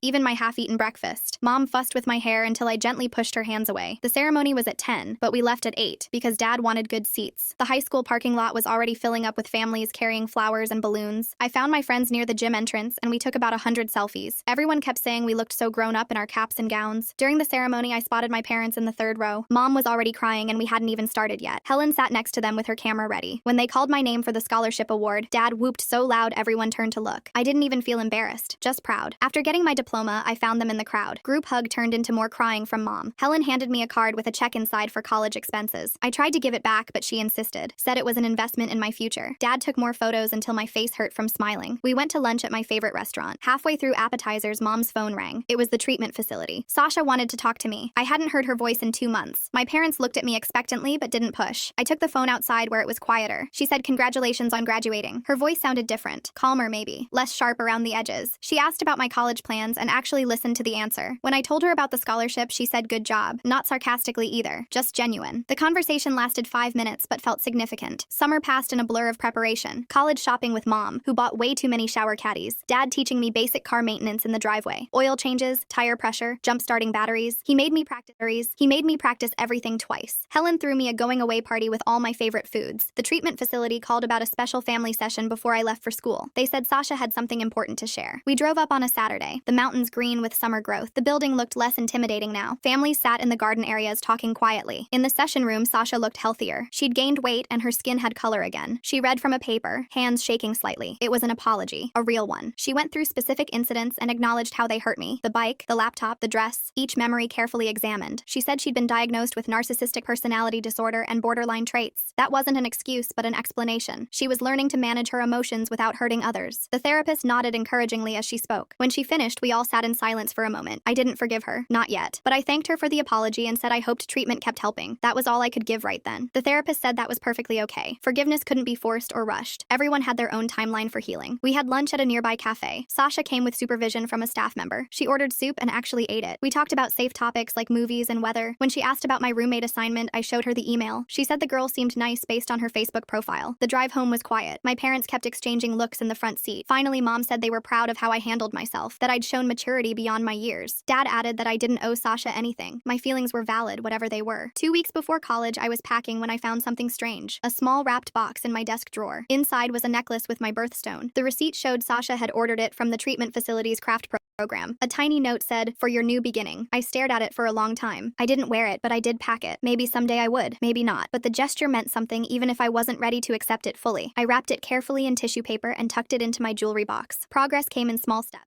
Move-in day was chaos. Dad insisted on carrying everything himself until his back started hurting. Mom reorganized my dorm room 3 times. My roommate Kimberly and her parents watched with amusement. By evening, our room looked like a Bed Bath & Beyond exploded, but it felt like home. Saying goodbye was harder than expected. Mom ugly cried in the parking lot. Dad kept clearing his throat and checking the car tires. I promised to call every week and text daily. Helen had already sent a care package that arrived before I did. Cookies and tea and a note saying she was proud. College was everything I'd hoped for. Hard classes, but interesting ones. Late-night study sessions fueled by pizza. My roommate became a close friend after we bonded over terrible dining hall food. I joined the running club and made more friends. No one knew about my family drama, and that felt like freedom. The first family therapy session I missed felt weird. Mom called afterward to fill me in. Sasha was doing well, taking responsibility without prompting. She'd started helping younger residents with their initial adjustments. The therapist called it significant progress. I was glad but also relieved to be far away. I came home for Thanksgiving break. The house felt different, calmer. My parents had redecorated some rooms and started hosting game nights with friends. They looked happier, lighter, like they'd been holding their breath for years and finally exhaled. Mom cooked enough food for 20 people. Sasha was allowed a supervised home visit for Thanksgiving dinner. She looked nervous walking through the door. We all sat at the table like strangers pretending to be family, but gradually conversation started. She asked about my classes and seemed genuinely interested in my biology major. No competitive comments or put-downs. After dinner, she helped clear plates without being asked. When Mom brought out pie, Sasha asked if she could say something. She thanked us for not giving up on her, said she knew she'd put us through hell, that she was committed to being better even though it was hard work. Dad reached over and squeezed her hand. She went back to treatment that night, but the visit felt like progress. I didn't hug her goodbye, but I did wave from the porch. Small steps. The therapist had said healing wasn't linear. There would be good days and bad days, but at least we were moving forward. Winter break brought more changes. Sasha completed the first phase of treatment and moved to a transitional housing program. She got a part-time job at a bookstore, started taking community college classes online. The structure seemed to help her. She had to follow rules and meet expectations. We had another family session where the therapist talked about reintegration. Sasha wouldn't move home right away, maybe not ever, but she could visit more often, have dinner once a week, attend family events with notice. Everyone needed boundaries to feel safe. The therapist helped us write them down. I went back to college feeling cautiously optimistic. My parents visited for Parents' Weekend and met all my friends. Mom embarrassed me by taking photos of everything, including my messy dorm room. Dad wore my college sweatshirt everywhere. They looked happy, really happy, not forcing it anymore. Spring semester flew by. I made Dean's List and got invited to join the honors program. My parents framed the letter. Helen sent congratulations flowers. Even Sasha texted saying she was proud. Each achievement felt fully mine now. No shadow hanging over it. No fear of retaliation. I came home for spring break to find Sasha had visited several times. My parents said dinners were going well. She was taking accountability in therapy and working on emotional regulation. The bookstore manager liked her work ethic. Small victories, but victories nonetheless. Mom kept her voice neutral when sharing updates. We had dinner together that Wednesday. Sasha asked about my summer plans and I told her about my research internship. She said that sounded impressive and asked questions about the project. Real questions, not looking for weaknesses to exploit. When I mentioned being nervous, she said I'd do great. The meal ended without drama. She helped load the dishwasher and thanked Mom for cooking, said goodbye without making it weird. After she left, my parents looked at me expectantly. I said it was fine, and it was. Not great, but not terrible. Just fine. Sometimes fine was enough. Summer brought more stability. I threw myself into research and loved every minute. My parents visited the lab and tried to understand my project about protein folding. Sasha continued therapy and kept her job. We had family dinners every other week. Conversation got easier with practice. One night she asked if we could talk privately. We sat on the back porch like we used to as kids. She said she knew she'd stolen years from me, that she couldn't give them back but wanted to do better going forward. I told her I appreciated that, but trust would take time, maybe forever. She said she understood. Before sophomore year started, we had a final family session. The therapist said Sasha had made remarkable progress but would need ongoing support. She'd learned to recognize her triggers and manage reactions. The personality disorder would always be there, but she could control how it affected others. Everyone had worked hard to get here. I went back to college feeling settled. My family wasn't perfect, but it was healing. Sasha texted occasionally with normal stuff, songs she liked or books she'd read. I responded when I felt like it. No pressure either way. We were finding a new rhythm that worked for everyone. Sophomore year brought new challenges and opportunities. I declared my major officially and started research with a professor. My parents called weekly with updates. Sasha was taking more classes and doing well. She'd made some friends in her therapy group, baby steps toward a normal life. When I came home for winter break, Sasha had her own apartment, a studio near the bookstore. She invited us over for dinner and actually cooked. The pasta was overcooked, but no one complained. She showed us her space with obvious pride. Everything neat and organized. A fresh start made visible. We exchanged Christmas presents awkwardly. She got me a gift card to my favorite store. Safe and practical. I got her a journal for therapy work. Also safe, but we were trying. That counted for something. Mom took photos of us sitting on the couch. Not quite comfortable, but not hostile either. The rest of break passed peacefully. Family dinners happened without incident. Sasha came to my high school friend's party and behaved normally. She even laughed at Aaron's terrible jokes. When someone asked about our relationship, we both said it was complicated but improving. That felt honest. I helped her move some furniture one afternoon, just the two of us in her apartment. She put on music and we worked without much talking. When we finished, she made tea and we sat on her new couch. She said she was grateful I was giving her a chance, that she knew she didn't deserve it but appreciated it anyway. I told her about my college friends and classes. She listened without interrupting or comparing. When I mentioned struggling with organic chemistry, she offered to help. Turns out she'd taken it at community college and done well. We spent an hour going over my notes. She was patient and explained things clearly. That night, I told my parents about the tutoring. They exchanged surprised looks. Mom said that was wonderful. Dad reminded me to maintain boundaries. I said I knew, but maybe boundaries could shift slowly, include more space for connection if everyone stayed healthy. The therapist had said flexibility was important. Spring semester started with new energy. Sasha and I texted about chemistry homework. She sent helpful videos and practice problems. My grade improved from a C to a B+. I thanked her and she said helping me felt good, like she was contributing something positive for once. We developed a routine, weekly texts about school, monthly video calls to review difficult concepts. She never pushed for more contact than I offered. When I didn't respond for a few days, she didn't guilt trip, just waited until I was ready. The respect for boundaries felt significant. By the time sophomore year ended, our relationship had found steady ground. Not close, but functional. We could share space without tension, have conversations without hidden agendas. She came to my academic award ceremony and clapped genuinely. No scene or drama, just support. That summer, I studied abroad in Spain. Sasha helped me pack and gave advice about traveling. She'd done a semester abroad before everything fell apart. Her tips about homestays and culture shock proved helpful. We hugged goodbye at the airport. Brief but real. Mom cried happy tears. I sent postcards home to everyone, including Sasha. She saved them in a box, she told me later. When I got back, she wanted to hear stories, see photos. She asked questions about the research I'd done there, remembered details from previous conversations, acting like a normal sister for once. Junior year arrived with graduate school applications looming. Sasha offered to proofread my personal statements. I hesitated but agreed. She gave thoughtful feedback without trying to sabotage anything, even caught some typos I'd missed. When I got interview, helped me practice. Construct constructive and supportive. The years of therapy had changed her, not into a perfect person, but someone who could function without destroying others. She still struggled with jealousy sometimes. I'd see flashes of the old Sasha when I shared good news, but she'd catch herself and apologize. Real work on real change. When acceptance letters started arriving, she was genuinely excited for me. No fake cancer diagnosis or mysterious illnesses, just congratulations and questions about which program I'd choose. She even offered to help me move when the time came. I said we'd see, but appreciated the offer. Senior year flew by in preparation for the future. Sasha came to graduation without making it about her, sat with my parents and cheered at appropriate times, took photos when asked, gave me a card with a heartfelt message about being proud of my accomplishments. I actually believed she meant it. That summer we spent more time together than we had in years. She helped me apartment hunt in my new city, drove me to IKEA for furniture, assembled bookcases without complaining. We even laughed at some points. Not forced or careful laughter, just natural reactions to funny moments. The night before I moved, she asked if we could be real sisters someday. Not now, but eventually. When enough time had passed and trust was rebuilt, I said maybe. That I wanted to believe it was possible but couldn't promise anything. She said that was fair. More than she deserved, really. We loaded the moving truck together. My parents emotional but trying to hide it. Sasha practical and helpful. When everything was packed, she handed me a small gift. A framed photo of us as kids. Before everything went wrong. Both of us grinning at the camera. Sisters who didn't know what was coming. I hung it in my new apartment. Not prominently, but visible. A reminder that people could change. That families could heal even after deep wounds. That forgiveness was possible even if it took years to arrive. The photo faced my desk where I'd see it while studying. Two little girls who deserved better than they got. Sasha and I text regularly now. Not daily, but consistently. She tells me about her job and classes. I share stories from graduate school. We're building something new on the ashes of what was destroyed. It's fragile and imperfect, but it's ours. Maybe that's enough for now. Looking back, I can see how far we've all come. From that horrible party where I pulled off her bald cap to now. Years of therapy and work and pain, but also growth. My parents learning to see clearly. Sasha learning to live without destroying. Me learning to protect myself while staying open to possibility. We're not the family we could have been. Too much damage for that. But we're the family we chose to become. Scarred but healing. Careful but hopeful. Taking it one day at a time because that's all anyone can do. And for now, that's enough.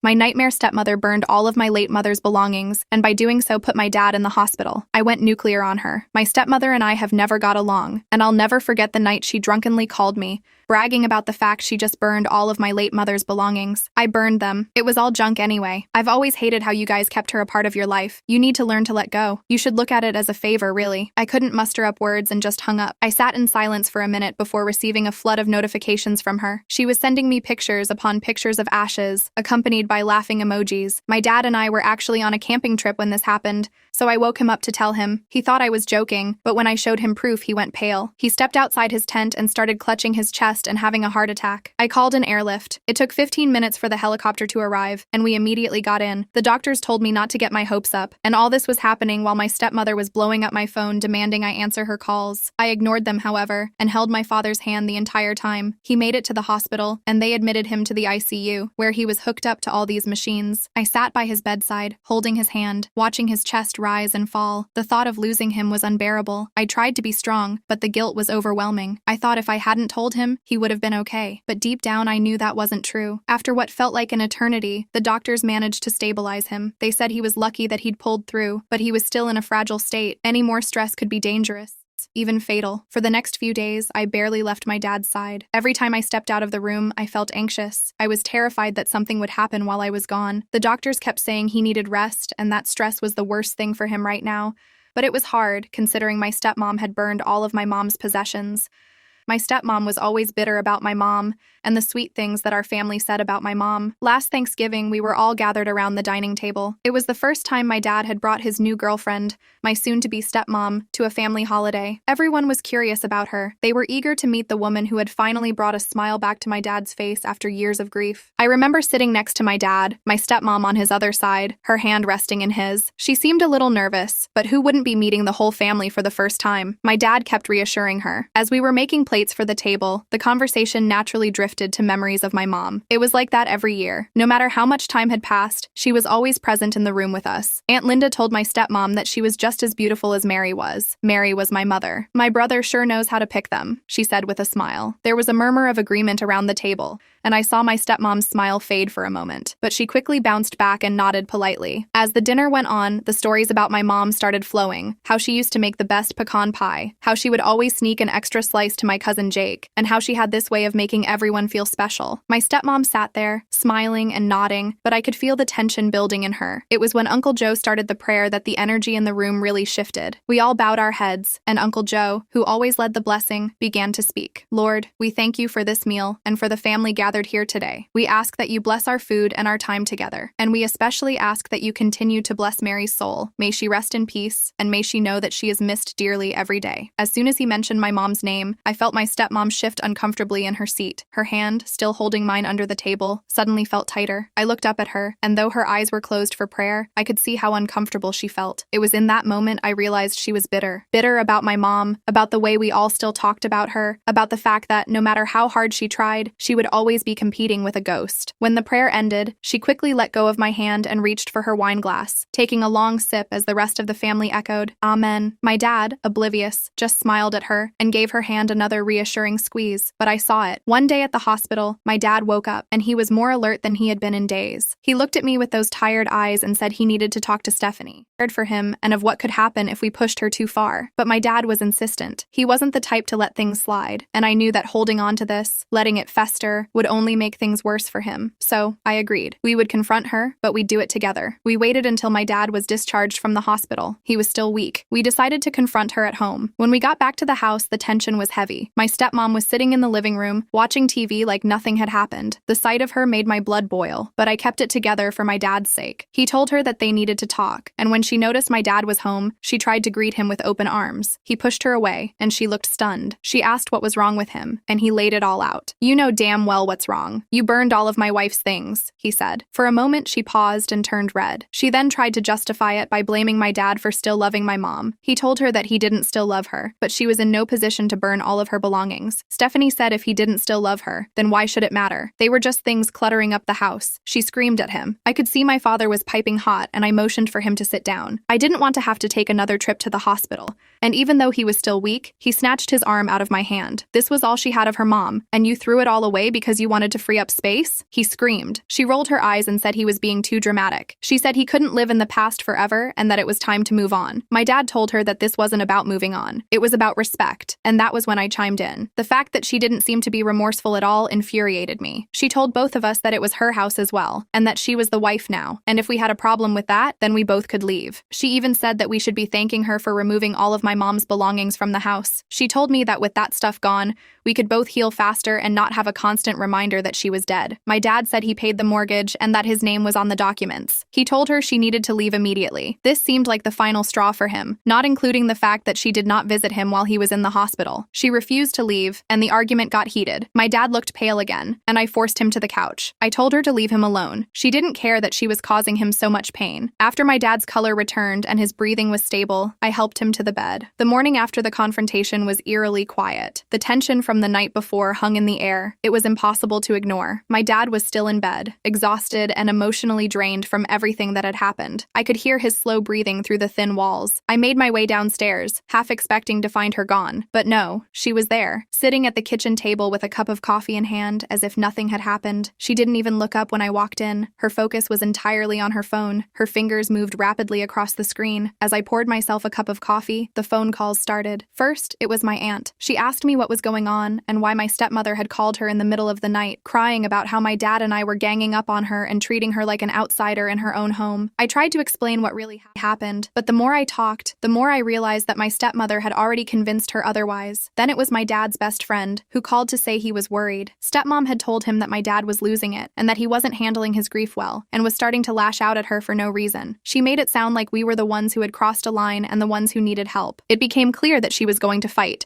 and she was going to make sure everyone believed her side of the story. I could see her out of the corner of my eye, still sitting at the kitchen table, smirking as she continued to type away on her phone. I couldn't stand it anymore. I slammed my mug down on the counter. The sound echoed through the kitchen like a gunshot. "What the hell are you doing?" I yelled at her. She finally looked up and said she was making sure people knew the truth. She said me and my dad were clearly not in the right state of mind to handle this, so she's taking care of it. I laughed. She was serious. I told her that she was lying to everyone and I knew about it. She was the one painting us as bad guys. She claimed she was just protecting herself and said that people deserved to know what was really going on in our house. She went on this whole rant about how she had never been welcomed in our home and that she was treated as a placeholder by my dad and I ever since my mom died. I told her that this was my dad's home and said she was bitter since she wasn't half as good a woman as my mom was. I said she needed to get out or I would call the police. She stood up slowly, her eyes never leaving mine, and said, "We'll see about that." And with that, she brushed past me, leaving me standing there. As the door closed behind her, I realized that this was far from over. Stepmom was going to fight dirty, and if we didn't find a way to stop her, she was going to take everything from us. After all the calls from family and friends,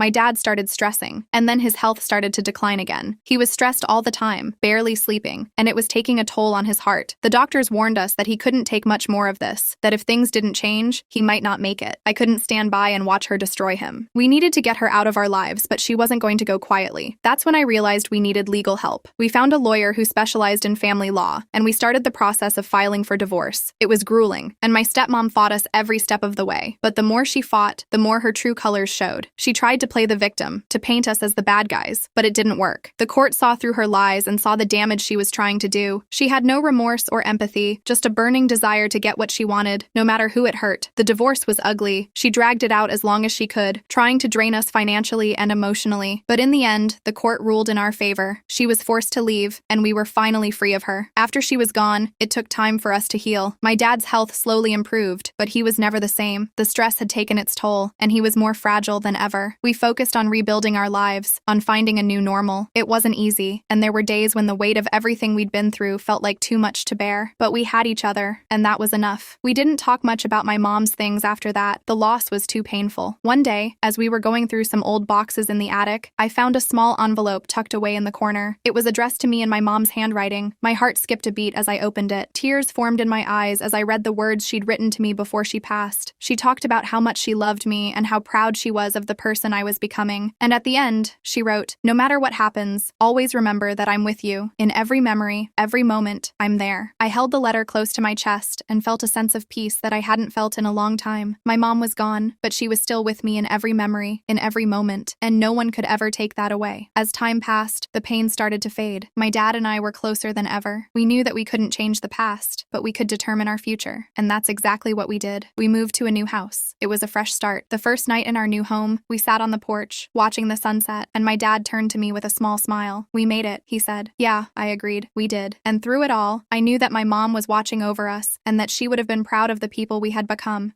My best friend falsely testified against me so he could steal family from me. It's now 10 years later, and I just found out he's laying hands on my daughter. I'm going nuclear. 10 years ago, my wife and I were in a custody battle over our daughter right after our divorce. The whole thing was ugly, but nothing prepared me for the betrayal that hit in the courtroom. My best friend, the guy I'd known since high school, took the stand out of nowhere. I remember feeling relieved at first because surely he was there to back me up. Instead, he looked me dead in the eyes and started crying, saying how he watched me violently shake my daughter during one of my rage episodes. My jaw dropped. I looked at him like it was a bad dream. He started showing doctored texts and video clips of me and my daughter. Our happy moments twisted into painting me out as an abusive monster. I looked over at my wife, who was putting on crocodile tears, as if every word he was saying was true. The judge stared at me with disgust. My lawyer wasn't ready for it. Even he looked at me like I was a liar when I told him this was fake. That day, I lost everything. No visitation, no phone calls, nothing. When I stepped outside the courtroom, I could barely breathe. I gathered my things and went home, proceeding to drown my sorrows in alcohol. Once hammered, I called my best friend, slurring my speech and demanding to know why he'd destroyed my life. But all I got back was laughter, cold and smug. He told me flat out, "I've wanted your wife to be mine for so long. You know how sick I can get when I'm in love." Then my ex-wife took the phone, her voice dripping with cruelty. "He'll be a better father to her than you ever were. You'll never see your daughter again." I started crying over the phone, begging them to tell me they were joking. Instead, my ex poured salt into my wound. She told me that they had been sleeping together behind my back for 2 years, planning exactly how to take my daughter from me. The whole thing was an orchestrated lie to ruin my life. I was devastated. I should have confronted them, but I didn't. I moved states, started over, but I never gave up hope. I kept sending birthday cards, letters, and gifts to my daughter, hoping she'd know her dad loves her, but I never heard a word. All I knew for certain was that my ex was lying to her about how I used to do things to her when she was little. My ex told me so herself. I was almost ready to face the fact she'd never really know me. But then, out of nowhere, 10 years later, a call came that shattered everything. A hospital from my old hometown said my daughter had been in a car accident. They told me my name was listed as her emergency contact. My heart nearly exploded. Why was I her emergency contact? But I didn't ask. mask. I just jumped into my car, hands trembling the whole drive. When I walked into that hospital waiting room, my ex-wife and former best friend sat stunned, clearly never expecting to see me again. The air was thick with awkwardness. My ex-wife quietly got up and moved toward the doctors, presumably to warn them, leaving me and him alone. I didn't say a word, and that's when he started speaking. At first, he seemed emotional, almost like he might apologize, but instead, the things he said made my blood boil. He admitted to me with a cruel tone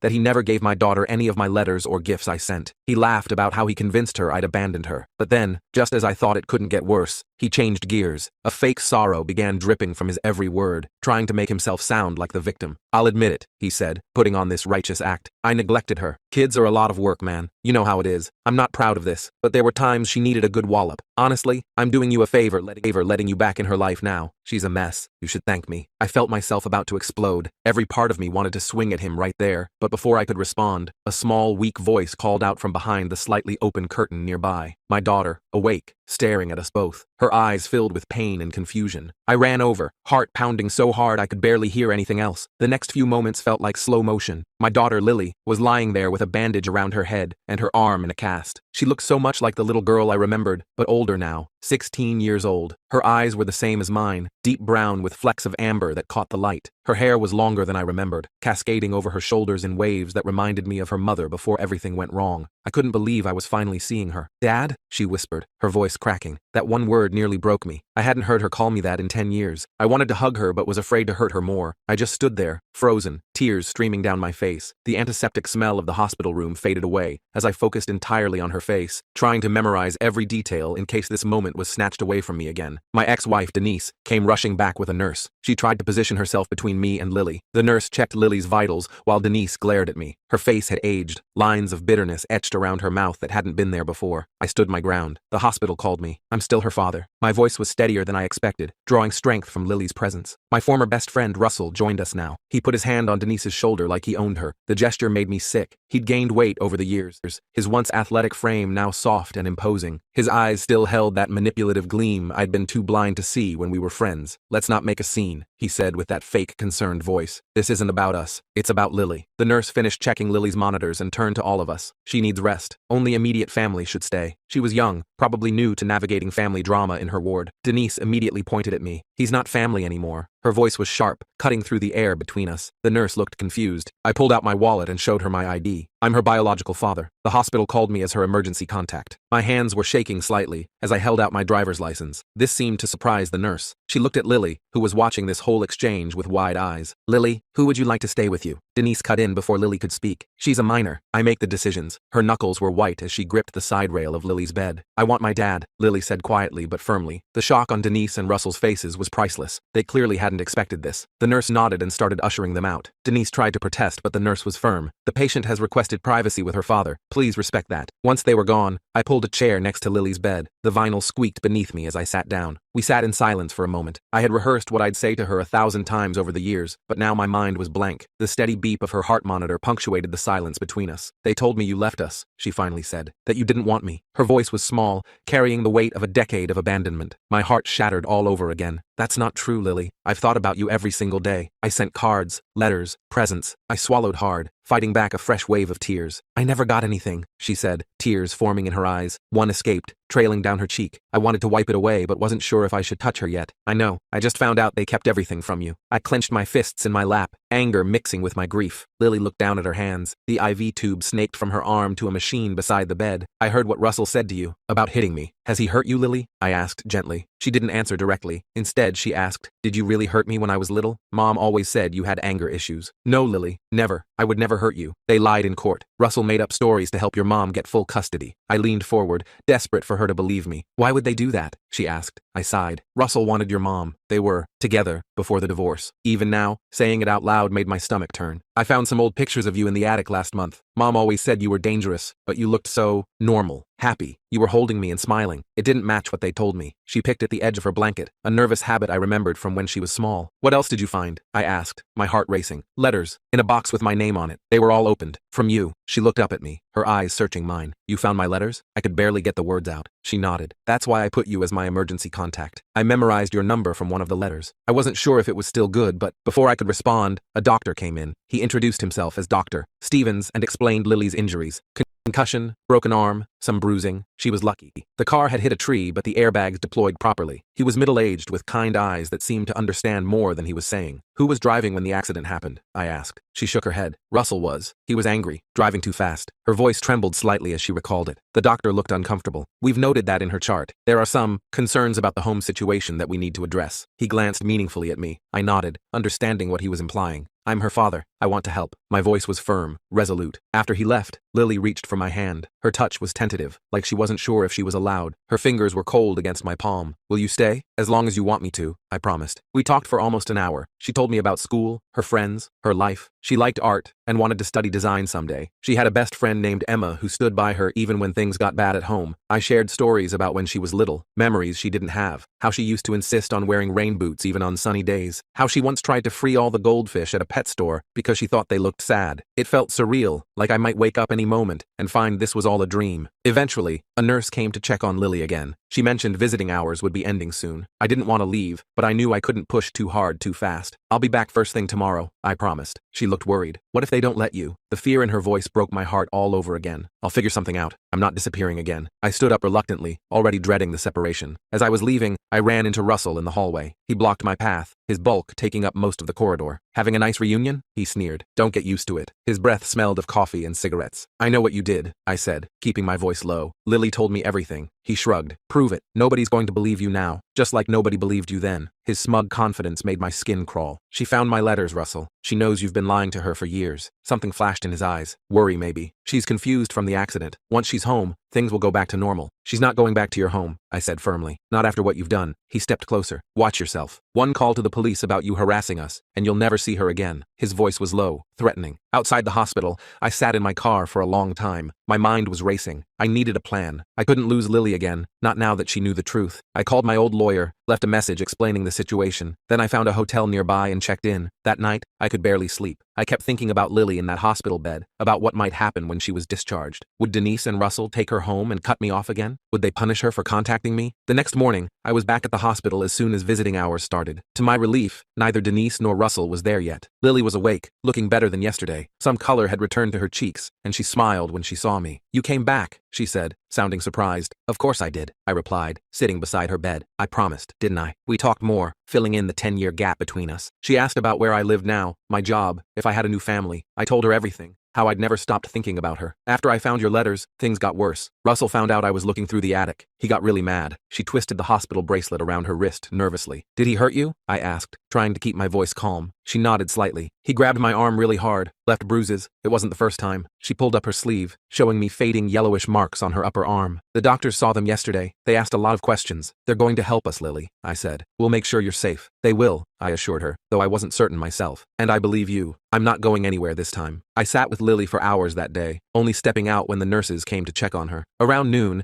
I went to grab some food from the cafeteria. The hospital food was exactly what you'd expect. Bland sandwiches and coffee that tasted like it had been sitting out since morning. I was halfway through a turkey sandwich when I spotted Denise entering the cafeteria. She saw me and froze for a second before marching over to my table. What do you think you're doing? She hissed, keeping her voice low enough that the elderly couple at the next table couldn't hear. Her hair was pulled back in a tight ponytail, making her face look sharper than I remembered. I kept eating my sandwich, trying to stay calm. I'm visiting my daughter in the hospital. Pretty normal dad stuff. You're not her dad anymore. You haven't been for 10 years. She leaned in closer. You need to leave. Now. I put my sandwich down and looked her straight in the eyes. Lily wants me here, and I'm not going anywhere. Denise's face flushed red. She doesn't know what she wants. She's confused from the accident. She found the letters, Denise. I watched her face carefully. She knows you've been lying to her. For a split second, I saw panic in her eyes before she regained her composure. Those letters were from a dangerous man who couldn't control his temper. I was protecting her. I shook my head. You can keep spinning that story, but Lily's old enough now to see through it. Denise grabbed my arm, her nails digging into my skin. Listen to me. You walk away now, or I'll make sure you regret coming back. I pulled my arm away. Like you did 10 years ago? I'm not that same guy anymore, Denise. I'm not running this time. She stood up straight, smoothing her blouse. Russell will be here soon. He's not as patient as I am. Yeah, I heard all about his patience from Lily. Sounds like he's got quite the temper. I emphasized the last word, throwing her own accusations back at her. Her eyes narrowed. You don't know anything about our family. I know enough, I replied, gathering my trash. And so does the hospital staff. I walked away, leaving her standing there. My heart was pounding, but I felt stronger than I had in years. I wasn't going to let them intimidate me this time. When I got back to Lily's room, a social worker was there talking to her. She introduced herself as Amber Wilson from Child Protective Services. She was young, probably early 30s, with kind eyes behind professional-looking glasses. Mr. Carter, I'm glad you're here, she said, extending her hand. I'd like to speak with you as well. I shook her hand, trying not to look as nervous as I felt. Of course, Amber explained that the hospital had reported concerns about Lily's home situation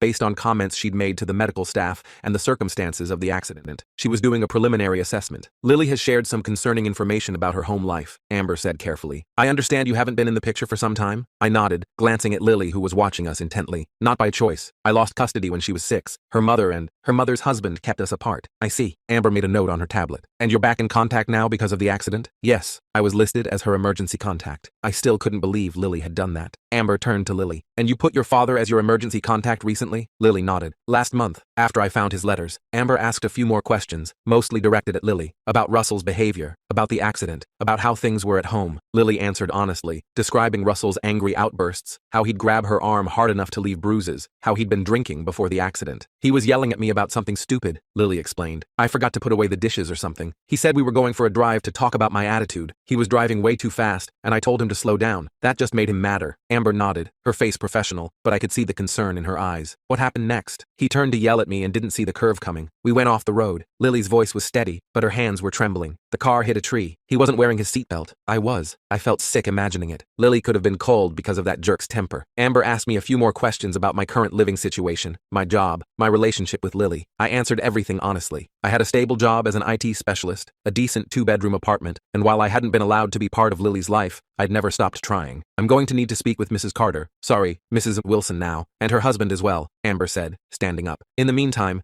Lily will remain here at the hospital for at least another day for observation. After she left, I sat next to Lily's bed again. You okay? She nodded, but I could tell she was worried. What's going to happen now? I don't know exactly, I admitted, but I'm going to do everything I can to make sure you're safe. Mom's going to be so mad. Lily picked at her blanket again. She hates when people know our private business. This isn't about her, I said gently. It's about keeping you safe. We spent the rest of the afternoon watching bad TV and talking. I learned that Lily was really into photography, that she had a small group of close friends, that she wanted to travel someday. It was strange and wonderful, getting to know this person who was both my little girl and a complete stranger. Around dinner time, a nurse came in to tell me that Lily's mother and stepfather were here and wanted to see her. Lily immediately tensed up. I don't want to see them, she said firmly. The nurse looked uncomfortable. They're insisting. They are her legal guardians. I stood up. It's okay. I'll go talk to them. Lily grabbed my hand. Don't leave me alone with them. I won't, I promised. I'll be right back. I found Denise and Russell in the waiting area. Russell looked worse for wear, with a bandage on his forehead and a neck brace. Good, I thought, then immediately felt guilty for thinking it. We want to see our daughter, Denise said immediately. The nurse said you're in there. Lily doesn't want to see you right now, I replied, keeping my voice level. She's still recovering. Russell stepped forward, wincing slightly. You don't get to make that call. We're her parents. I'm her parent too, I said, and she specifically asked not to see you. This is ridiculous, Denise snapped. You show up after 10 years and suddenly you're father of the year? I didn't show up. I was called because my daughter was in an accident. An accident that happened because he, I nodded toward Russell, was driving angry and hammered. Russell's face darkened. You don't know what you're talking about. Actually, I do. Lily told me everything. She told the doctors everything. She told the social worker everything. That got their attention. Denise's eyes widened. What social worker? From CPS. She was here earlier. Apparently the hospital had some concerns about how Lily got those bruises on her arms. Standing my ground, Russell took another step toward me, his face inches from mine. You called CPS on us? You son of a— I didn't call anyone, I interrupted. The hospital did. Standard procedure when they suspect abuse. Denise put her hand on Russell's arm, pulling him back. There's been a misunderstanding. Lily is clumsy. Always has been. She falls a lot. That's not what she says, I replied, and I believe her. Russell jabbed a finger at my chest. You think anyone's going to take your side? After what you did? I didn't do anything, I said firmly. You both know that. You made it all up to take Lily away from me. Prove it, Russell sneered. It's your word against ours, and we have the court records to back us up. A nurse approached us, looking concerned. Is everything all right here? Fine, Denise said quickly, plastering on a fake smile. We're just having a family discussion. The nurse didn't look convinced. Well, please keep your voices down. This is a hospital. After she walked away, Denise turned back to me. We're going to see our daughter now. She doesn't want to see you, I repeated. And after what Russell did, putting her in the hospital, I don't blame her. That was an accident, Russell growled. Driving hammered with your kid in the car isn't an accident. It's a crime. I stood my ground, not backing down. Denise's face hardened. You're making a big mistake coming back like this. We built a life without you. Lily doesn't need you swooping in now, confusing her. She found my letters, Denise. She knows I never abandoned her. I watched her face carefully. She knows you've been lying to her for years. Something flickered in Denise's eyes. Fear.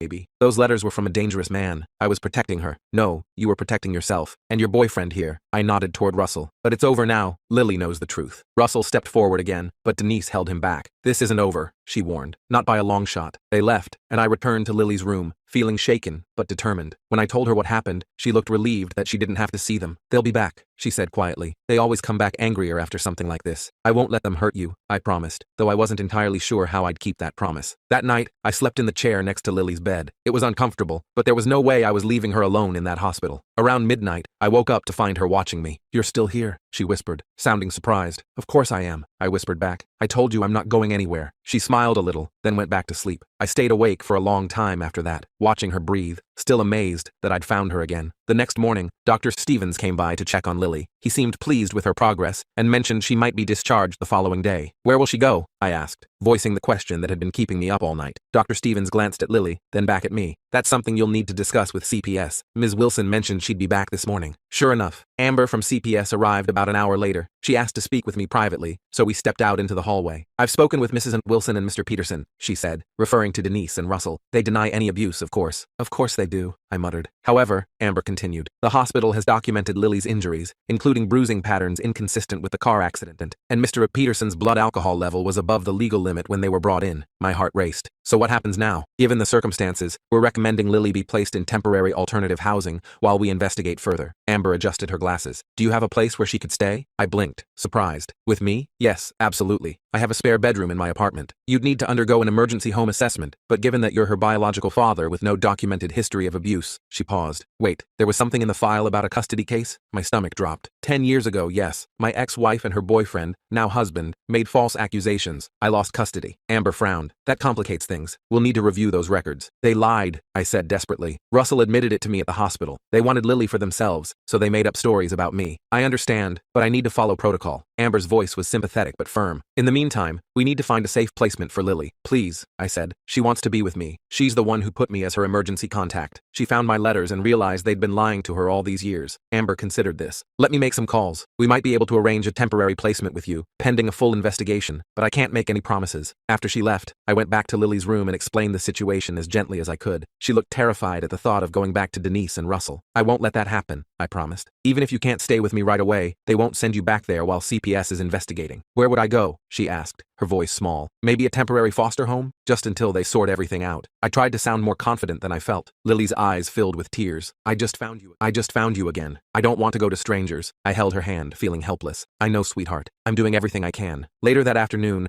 Amber returned with news. She'd spoken to her supervisor and reviewed the hospital reports. Given the circumstances, they were willing to place Lily with me temporarily while they investigated further. I'd need to submit to a background check and home assessment, but they could expedite the process. Really? Lily's face lit up for the first time since I'd arrived at the hospital. Amber nodded. It's not permanent yet. There will be follow-up visits and interviews. But for now, yes, you can stay with your father when you're discharged. I could have hugged her. Thank you. Thank you so much. After Amber left, Lily and I started making plans. I'd need to get some things for her room, figure out school arrangements, all the practical details I'd missed out on for 10 years. It was overwhelming, but in the best possible way. Our planning was interrupted when a nurse came in, looking uncomfortable. Mr. Carter, there's a police officer here who wants to speak with you. My heart sank. Had Denise and Russell called the police on me somehow? I followed the nurse out to find a uniformed officer waiting. He introduced himself as Officer Jenkins, a middle-aged man with a serious expression. I understand you're Lily Carter's father? He asked. I nodded, trying to stay calm. Yes, that's right. I need to ask you some questions about the accident and the events leading up to it. His tone was professional, giving nothing away. I explained that I hadn't been there, that I'd only arrived after being called as Lily's emergency contact. Officer Jenkins took notes, then asked about my relationship with Lily and her mother. We've been estranged for 10 years, I admitted. Her mother and stepfather kept us apart. And how did you feel about that? He asked, watching me carefully. Devastated, I answered honestly. I never wanted to lose my daughter. I've been trying to contact her for years. Officer Jenkins nodded. Mr. Peterson claims you've been harassing the family, that you showed up here making threats. I shook my head. That's not true. The hospital called me because Lily listed me as her emergency contact. I haven't had any contact with them in years. He says you threatened him in the waiting room yesterday. I didn't threaten anyone, I insisted. We had a conversation. It was tense, but there were no threats. Officer Jenkins made another note. Are you aware that Mr. Peterson is claiming you coached Lily to make false allegations against him? My blood boiled. That's ridiculous. I hadn't spoken to Lily in 10 years until I got here. She told the doctors about the abuse before I even arrived. I understand, Officer Jenkins said, his expression neutral. I'm just following up on the report. What report? I asked, suddenly worried. Mr. Peterson filed a complaint this morning. He's claiming you're trying to alienate his stepdaughter from him and his wife. Officer Jenkins closed his notebook. Given the circumstances, I'd advise you to be careful about making any accusations without evidence. The evidence is all over Lily's body, I said, trying to keep my voice steady. And in the hospital's blood test showing Russell was hammered when he crashed the car with my daughter in it. Officer Jenkins nodded. Those matters are being investigated separately. For now, I'm just giving you a heads up. This situation could get complicated. After he left, I leaned against the wall, trying to process what had just happened. Russell was trying to flip the script, painting me as the manipulative one. It was exactly what he'd done 10 years ago, and it had worked then. I went back to Lily's room, trying to hide my worry. She saw through it immediately. What's wrong? She asked. Was that about me? I sat down beside her. Russell filed a police report. He's claiming I'm manipulating you into making false accusations against him. Lily's face hardened. That's what he always does. Turns everything around so he's the victim. I know, I said. But this time we have evidence. The hospital records, the blood test, and you're old enough now that people will listen to you. I'm scared, she admitted. What if they make me go back? They won't, I promised, hoping I was right. CPS is on our side. The doctors are on our side. We just need to stick to the truth. That evening, Amber returned with more paperwork for me to fill out. She mentioned that Denise and Russell had been difficult during their interview, making accusations against me, and claiming Lily was making up stories for attention. It's not uncommon for abusers to deflect blame, Amber said matter-of-factly. We're proceeding with the temporary placement with you, but be prepared. They're not going to make this easy. I never expected them to, I replied, signing the last form. But I'm not backing down this time. The next morning, Dr. Stevens cleared Lily for discharge. Her arm was still in cast, and she had some lingering bruises, but she was well enough to leave. A nurse brought in a wheelchair, hospital policy for all discharged patients. Ready to go home? I asked, helping her gather the few things she had. Lily smiled. Home, that sounds nice. As I wheeled her toward the exit,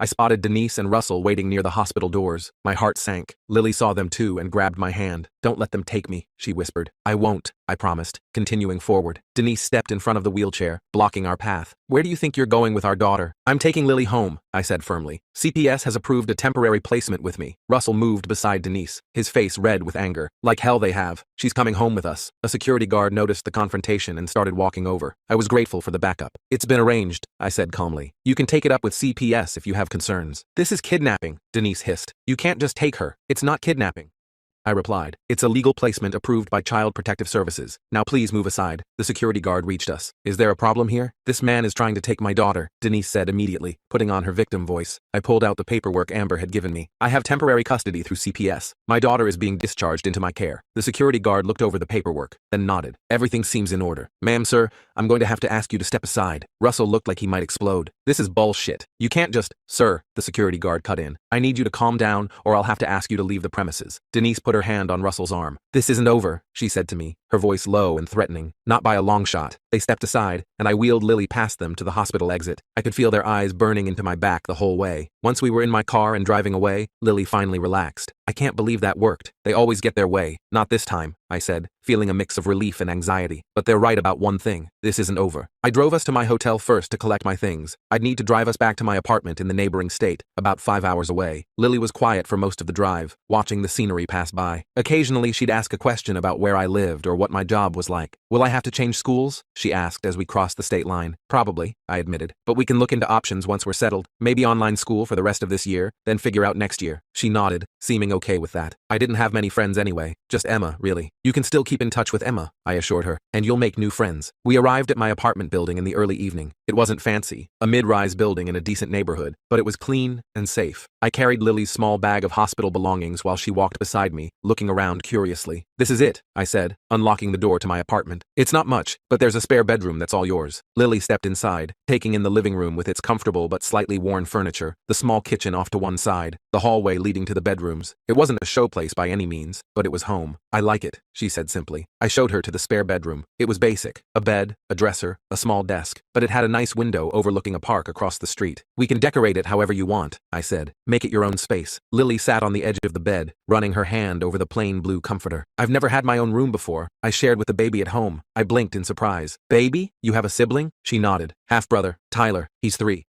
This was news to me. I hadn't even considered that Denise and Russell might have had more children. I didn't know. He's okay, Lily said with a shrug. Russell treats him better than me. He's his real kid, you know? The casual way she said it broke my heart. You're my real kid, I said firmly, and you deserve to be treated with love and respect. She smiled a little, looking tired. Can I lie down for a bit? I'm still kind of sore from the accident. Of course, I said. Rest as long as you need. I'll be right out here if you need anything. I left her to rest and went to the kitchen to figure out dinner. My fridge was embarrassingly empty. I hadn't been planning on having a guest, let alone my teenage daughter. I ordered pizza, then sat at my small dining table, trying to process everything that had happened in the last few days. My phone rang, startling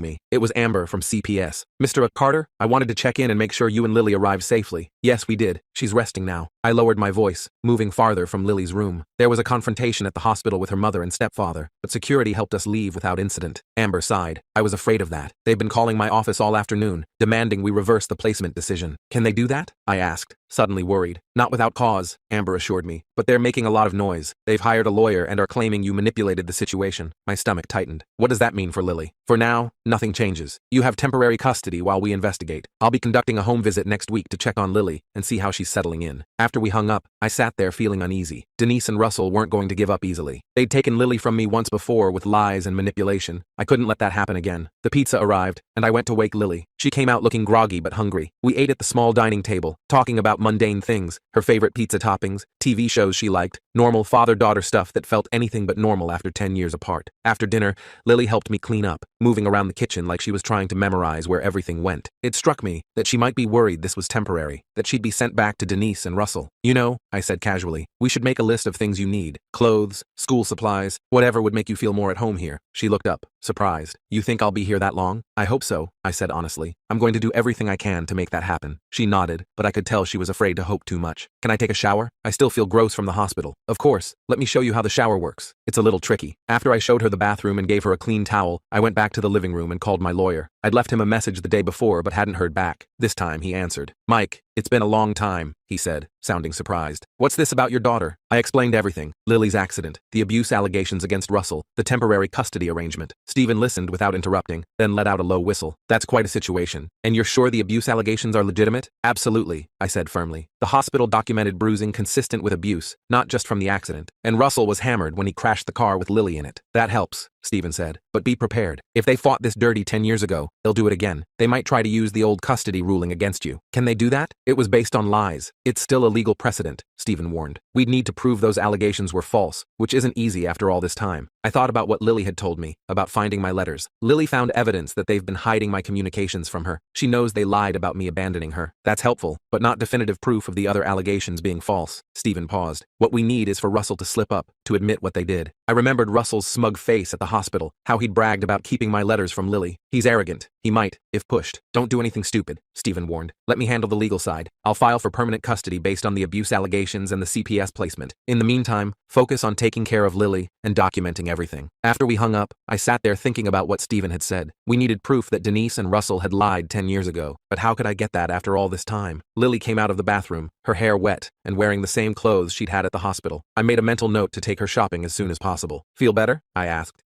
She nodded, sitting next to me on the couch. What happens now? Now we take it one day at a time, I said. Tomorrow we'll go shopping, get you some clothes and things for your room. We'll need to figure out school eventually, but that can wait a bit. What about Mom and Russell? She asked, her voice small. They won't just let me stay here. No, they probably won't, I admitted. But we have the law on our side this time, and the truth. She leaned against my shoulder, a gesture so natural and yet so surprising after all these years apart. I'm glad I found your letters. Me too, sweetheart, I said, my throat tight with emotion. Me too. The next few days fell into a strange new routine. We went shopping for clothes and school supplies. I called my boss and explained the situation, arranging to work remotely for a while. Lily and I spent hours just talking, filling in the gaps of the past 10 years. She told me more about life with Denise and Russell, how Russell's temper would flare over the smallest things, how Denise would make excuses for him, telling Lily she needed to try harder not to provoke him, how they'd tell her I was dangerous, that I didn't want her, that I'd hurt her when she was little. I believed them for a long time, she admitted one evening as we sat on the balcony watching the sunset. But things didn't add up. I had these memories of you that didn't match what they said, like how you used to read to me every night, or how you'd let me stand on your feet to dance. I smiled at the memory. You loved that. You called it daddy dancing. She nodded. I remembered that. And other stuff too. Good stuff. It didn't make sense with what they told me. That's why you went looking in the attic? Yeah, Mom keeps all the important papers up there. I thought maybe there'd be something about you. She twisted a strand of hair around her finger. I found this box with my name on it. It had all these letters and cards, birthday cards, Christmas cards, letters telling me you loved me and missed me. My heart ached thinking about all those messages that never reached her. I sent something every month for 10 years. I know, they were all there, organized by date. She looked at me, her eyes sad. Why would they keep them if they weren't going to give them to me? Control, I said simply. They wanted to control the narrative about me. If you'd gotten those letters, you might have questioned their story, which is exactly what happened when I found them, she said with a small, defiant smile. The doorbell rang, interrupting our conversation. I checked the peephole and saw Amber from CPS standing there with another woman I didn't recognize. Mr. Carter, Amber said when I opened the door. Sorry for the unannounced visit. This is my supervisor, Beverly Thompson. We need to conduct an initial home assessment. I invited them in, calling for Lily to join us. The assessment was thorough, but not invasive. They checked Lily's room, the bathroom, the kitchen. They asked about meals, school plans, house rules. Beverly asked Lily several questions about how she was feeling, if she felt safe, if she had everything she needed. I feel safe here, Lily said firmly. For the first time in a long time. Beverly nodded, making notes. And how are you recovering from your injuries? Lily showed her the cast on her arm. It itches, but otherwise okay. The headaches are mostly gone now. After about an hour, they seemed satisfied. Amber pulled me aside while Beverly finished talking with Lily. Everything looks good, she said quietly. But I should warn you, Mrs. Wilson and Mr. Peterson have filed a formal complaint. They're claiming you've manipulated Lily and CPS into this arrangement. My stomach tightened. That's ridiculous. I know, Amber said, but they're pushing hard. They've hired a lawyer and are demanding Lily be returned to them immediately. What does that mean for us? I asked, glancing at Lily, who was showing Beverly a drawing she'd made. For now, nothing changes. You still have temporary custody, but there will be a hearing next week to review the placement. Amber looked sympathetic. You should hire a lawyer if you haven't already. I have, I assured her. He's filing for permanent custody. After they left, I explained the situation to Lily as gently as I could. She took it better than I expected, but I could see the fear in her eyes. They won't win, I promised. Not this time. That night, as I was getting ready for bed,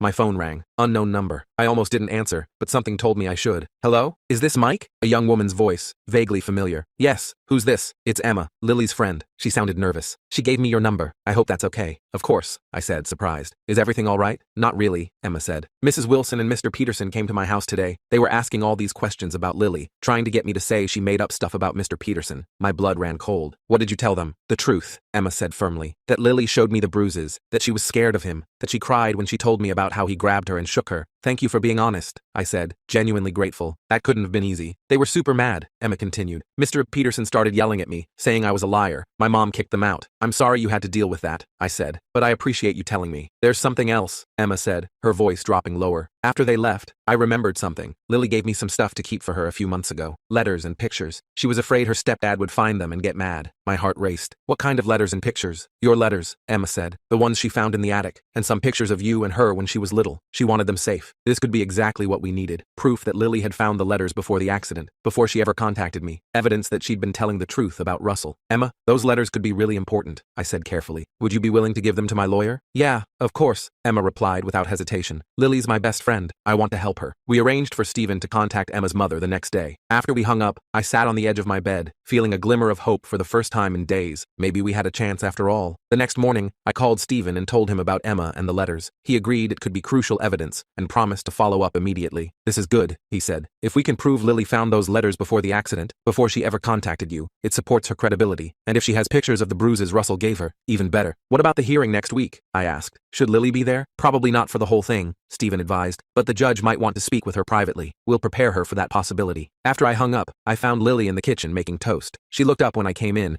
immediately picking up on my mood. What's wrong? She asked. Nothing's wrong, I assured her. Actually, something might be right for once. Emma called me last night. Lily's eyes widened. She did? What did she say? I told her about the conversation, about Emma's willingness to help. She mentioned you gave her some of my letters and pictures to keep safe? Lily nodded. After I found them in the attic. Russell almost caught me looking through them once, so I took the most important ones to Emma's house. That was smart thinking, I said. Those letters could help us prove you're telling the truth about everything. For the first time since the accident, Lily smiled a real, hopeful smile. Really? Really, I confirmed. Our lawyer is contacting Emma's mom today to get them. We spent the rest of the day making plans. I enrolled Lily in online classes to finish out the school year. We picked out paint colors for her bedroom. Small, normal things that felt revolutionary after everything we'd been through. That evening, Stephen called with an update. He'd spoken with Emma's mother, who was fully supportive, and had already gathered the letters and pictures Lily had left with them. He'd arranged to pick them up the next day. There's something else, Stephen added. Emma told her mother about other incidents she witnessed, times when Russell was aggressive with Lily. She's willing to provide a statement. That's incredible, I said, relief washing over me. Will it be enough? It's a strong start, Stephen said cautiously, but be prepared. Denise and Russell aren't going to back down easily. He was right about that. The very next day, a process server showed up at my door with papers. Denise and Russell were suing for emergency custody, claiming I had manipulated Lily into making false accusations against them. The allegations were ridiculous, that I'd brainwashed Lily during our phone conversations before the accident, conversations that never happened, that I'd coached her to lie to the doctors and CPS, that I was an unstable parent with a history of violence, citing the old custody case. I called Stephen immediately, my hands shaking with anger as I read through the papers. They're lying. Again, just like 10 years ago. I expected something like this, Stephen said calmly. Send me the papers. We'll respond appropriately. When I told Lily about the lawsuit, she wasn't surprised either. That's what they do, she said, with a wisdom beyond her years. They lie and twist things until they get their way. Not this time, I promised her. This time we have evidence. This time you're old enough to speak for yourself. The next few days were a whirlwind of preparation. Stephen collected Emma's statement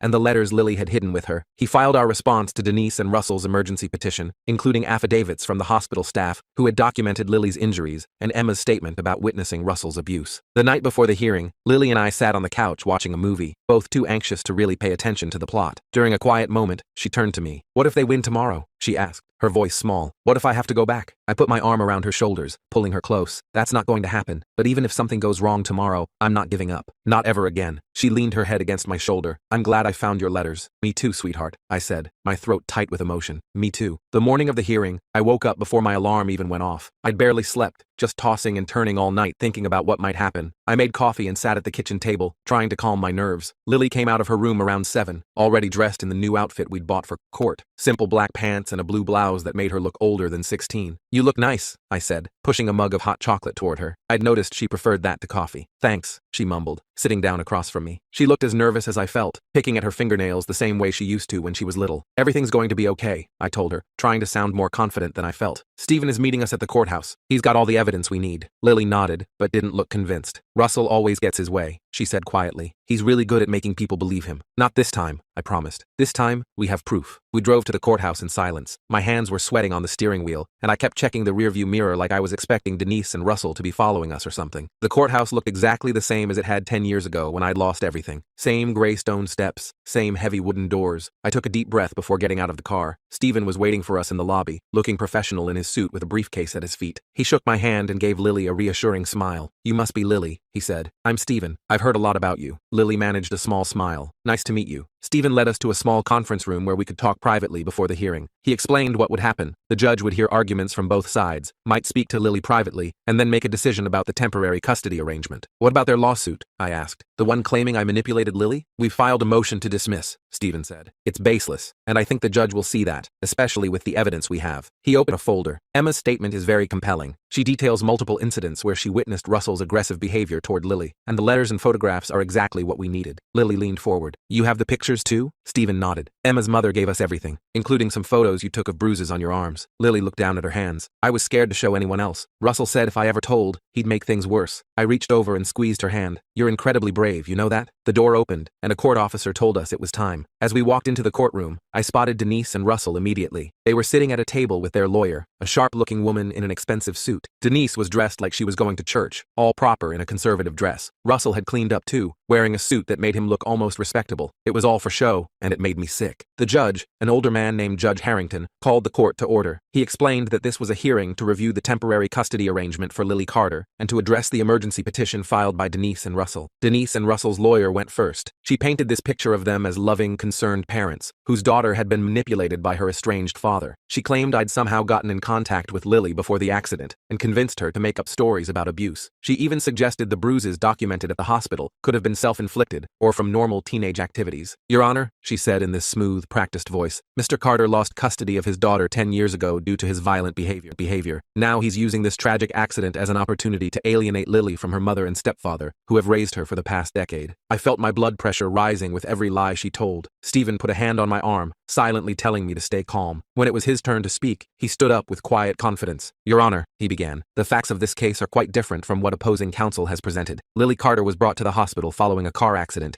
in which her stepfather, Russell Peterson, was driving while intoxicated. Hospital staff documented multiple bruises on Lily's body, inconsistent with the accident injuries. When questioned, Lily disclosed a pattern of physical abuse by Mr. Peterson. He paused, letting that sink in. Mr. Carter was contacted by the hospital because Lily had listed him as her emergency contact. He had no prior contact with his daughter for 10 years, despite his continuous efforts to maintain a relationship through letters and gifts, all of which were intercepted and hidden by Mrs. Wilson and Mr. Peterson. Stephen then presented the evidence, the hospital records, the CPS reports, Emma's statement, and most importantly, the letters and photographs Lily had hidden at Emma's house. These letters, Your Honor, were discovered by Lily in her parents' attic months before the accident, before she had any contact with Mr. Carter. They prove that Mr. Carter never abandoned his daughter as she had been told. The photographs document bruising from incidents that occurred well before the accident. The judge looked through the evidence carefully, his expression giving nothing away. Then he looked at Lily. "Young lady, I'd like to speak with you privately in my chambers." Lily glanced at me, looking terrified. I gave her what I hoped was a reassuring nod. "It'll be okay," I whispered. "Just tell the truth." She followed the judge out of the courtroom. The waiting was torture. Denise kept shooting daggers at me with her eyes, while Russell stared straight ahead, his jaw clenched tight. I couldn't believe I'd once considered this man my best friend. Looking at him now, all I saw was a monster who'd hurt my daughter and stolen 10 years of my life with her. After what felt like forever, Lily and the judge returned. She sat back down next to me, and I could tell she'd been crying. I wanted to ask her what happened, but the judge was already speaking. "I've reviewed all the evidence and spoken with Lily," he said. "I find the emergency petition filed by Mrs. Wilson and Mr. Peterson to be without merit. The temporary custody arrangement placing Lily with her father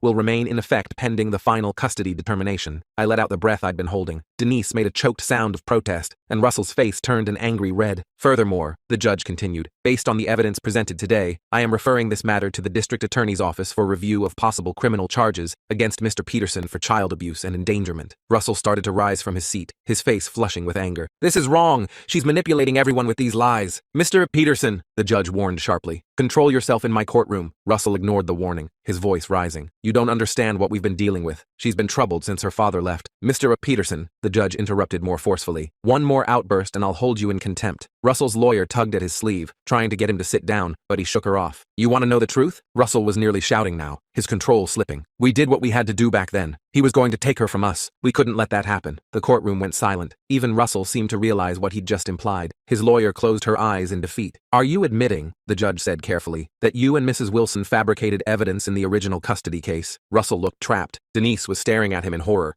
That's not what I meant," he stammered. But it was too late. The damage was done. The judge ordered a full review of the original custody case and maintained the temporary custody arrangement placing Lily with me. He also instructed the district attorney to investigate Russell's statement as a possible admission of perjury. As we left the courtroom, I felt like I was floating. Lily walked beside me, a small smile playing on her lips. "You did it," I said, putting my arm around her shoulders. "You were so brave in there." She leaned against me. "I just told the truth about everything." Stephen met us outside looking pleased. "That couldn't have gone better," he said. Russell's outburst was exactly what we needed. "What happens now?" I asked. "Now we file for permanent custody," Stephen said. "With what happened today, I'd say our chances are excellent." As we walked toward the exit, I spotted Denise standing alone near the water fountain. She looked defeated, her perfect church outfit now seeming like a costume that didn't fit right. Part of me wanted to walk right past her, but something made me stop. "Lily, wait here with Stephen for a minute," I said. "I need to talk to your mom." Lily looked uncertain but nodded. I walked over to Denise, who tensed up when she saw me coming. "What do you want?" she asked, her voice lacking its usual edge. "I want to know why," I said simply. "Why did you do it? We could have shared custody. We could have both been in her life." Denise looked away. "Russell was obsessed with having a perfect family. He convinced me you'd try to turn Lily against us, if you had any access to her." She sighed. After a while, I started believing it too. "That's not a good enough reason to destroy someone's life," I said. "To lie to your daughter for 10 years. "I know," she said quietly. "I know that now." I shook my head. There was nothing more to say. I turned to walk away, but Denise called after me. "Mike, take care of her. Better than I did." I nodded once, then went back to Lily and Stephen. We walked out of the courthouse together, into the bright afternoon sunlight. The next few weeks were a whirlwind. The district attorney decided to press charges against Russell for child endangerment, related to the hammered driving accident, and began investigating the perjury allegations. He eventually accepted a plea deal with community service and probation, a lighter sentence than I thought he deserved,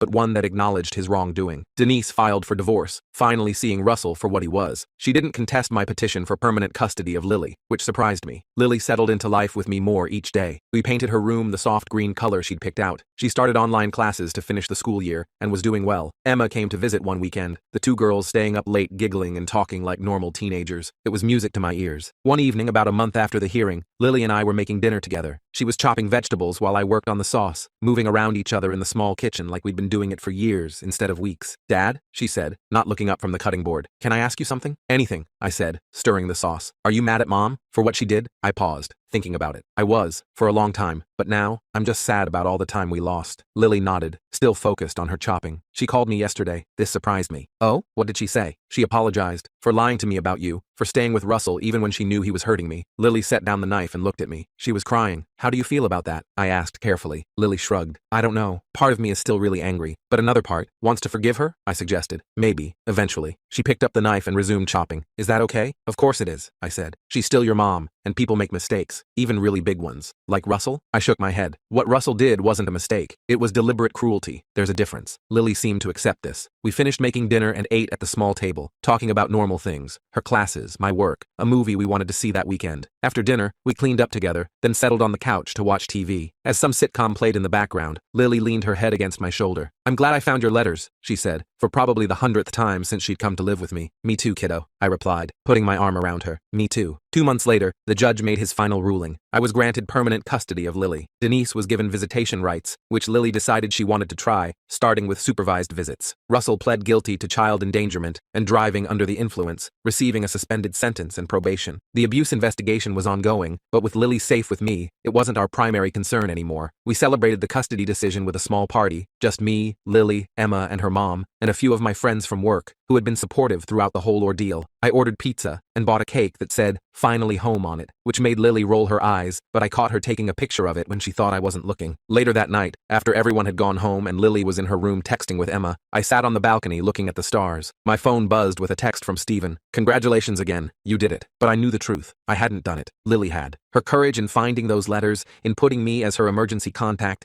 in telling the truth about Russell, that's what had changed everything. My phone buzzed again with another text, this time from Lily, even though she was just in the other room. Thanks for not giving up on me. I smiled and texted back. Never did, never will. A week later, Lily and I drove back to our old hometown. She wanted to get the rest of her things from Denise's house, and I'd promised to take her. It was strange being back, driving past familiar landmarks that now seemed to belong to another life. Denise's house, the house that used to be mine too, looked smaller than I remembered. The front yard was overgrown, the flower beds I used to maintain now full of weeds. Denise met us at the door, looking tired but sober. Russell was long gone, moved out after the divorce filing. Lily's room is upstairs, she told me awkwardly. Same as always, I nodded. Thanks. Lily went up to pack her things while Denise and I stood in uncomfortable silence in the living room. The house was quiet without Russell's domineering presence. I'm sorry, Denise said suddenly. For everything. For lying in court. For keeping her from you. For staying with him even when I knew. She trailed off, tears in her eyes. I didn't say it was okay, because it wasn't. But I nodded, acknowledging her apology. What about Tyler? I asked, remembering Lily's half-brother. He's with my mother today, Denise said. He asks about Lily a lot. Misses her. She could visit him sometimes, I offered, if you want. Denise looked surprised, then grateful. I'd like that. He would too. When Lily came down with her bags, the three of us stood there awkwardly for a moment. Then Denise hugged Lily, a quick, uncertain embrace that Lily returned stiffly. I'll call you about visiting Tyler, Denise said as we were leaving. Lily nodded. Okay. In the car, Lily was quiet, looking out the window at the neighborhood where she'd grown up. I didn't push her to talk, letting her process everything in her own time. Finally, as we hit the highway heading home, she spoke. It feels weird, leaving. I know, I said. It's okay to have mixed feelings. She nodded. I'm glad we're going home though. Our home. Me too, I said, feeling a warmth spread through my chest at her words. 6 months later, life had settled into a new normal. Lily started at her new high school and was doing well. She'd made a few friends and joined the photography club. She visited Denise and Tyler once a month, short visits that were slowly getting less awkward. Russell was out of the picture entirely, serving time for violating his probation. One evening, I came home from work to find Lily at the dining table, surrounded by papers and photos. What's all this? I asked, setting down my laptop bag. I'm making a timeline, she explained, for my photography project. It's about memory and perspective. I looked closer and saw she was arranging photographs chronologically. Baby pictures, toddler years, elementary school. There was a big gap, and then recent photos from the last 6 months with me. I like it, I said. But what's with the gap? Lily smiled. That's the point, the missing years. But look, she pointed to the edge of the table where she'd placed the letters I'd sent over the years, along with the few photographs she'd managed to save at Emma's house. They're not really missing, just hidden for a while. I felt a lump in my throat. That's really powerful, Lily. She shrugged, but I could tell she was pleased. I thought maybe I could enter it in the school art show, if that's okay. More than okay, I said. It's amazing. That night, after Lily had gone to bed, I sat looking at her project still spread across the dining table, the timeline of our fractured, then mended relationship, the evidence of 10 years of separation, and the small bridges that had kept us connected even when we didn't know it. Letters never received, but somehow still finding their way to her. I carefully picked up one of the photos, Lily at about 4 years old, sitting on my shoulders at the zoo, both of us laughing at something off camera. I remembered that day perfectly, how she'd been so excited to see the elephants that she couldn't stop bouncing, how her little hands had held tight to my hair as I carried her on my shoulders. I put the photo back in its place on the timeline. The past was the past. What mattered was now, Lily safe and happy, living the life she deserved, and me, finally able to be the father I'd always wanted to be.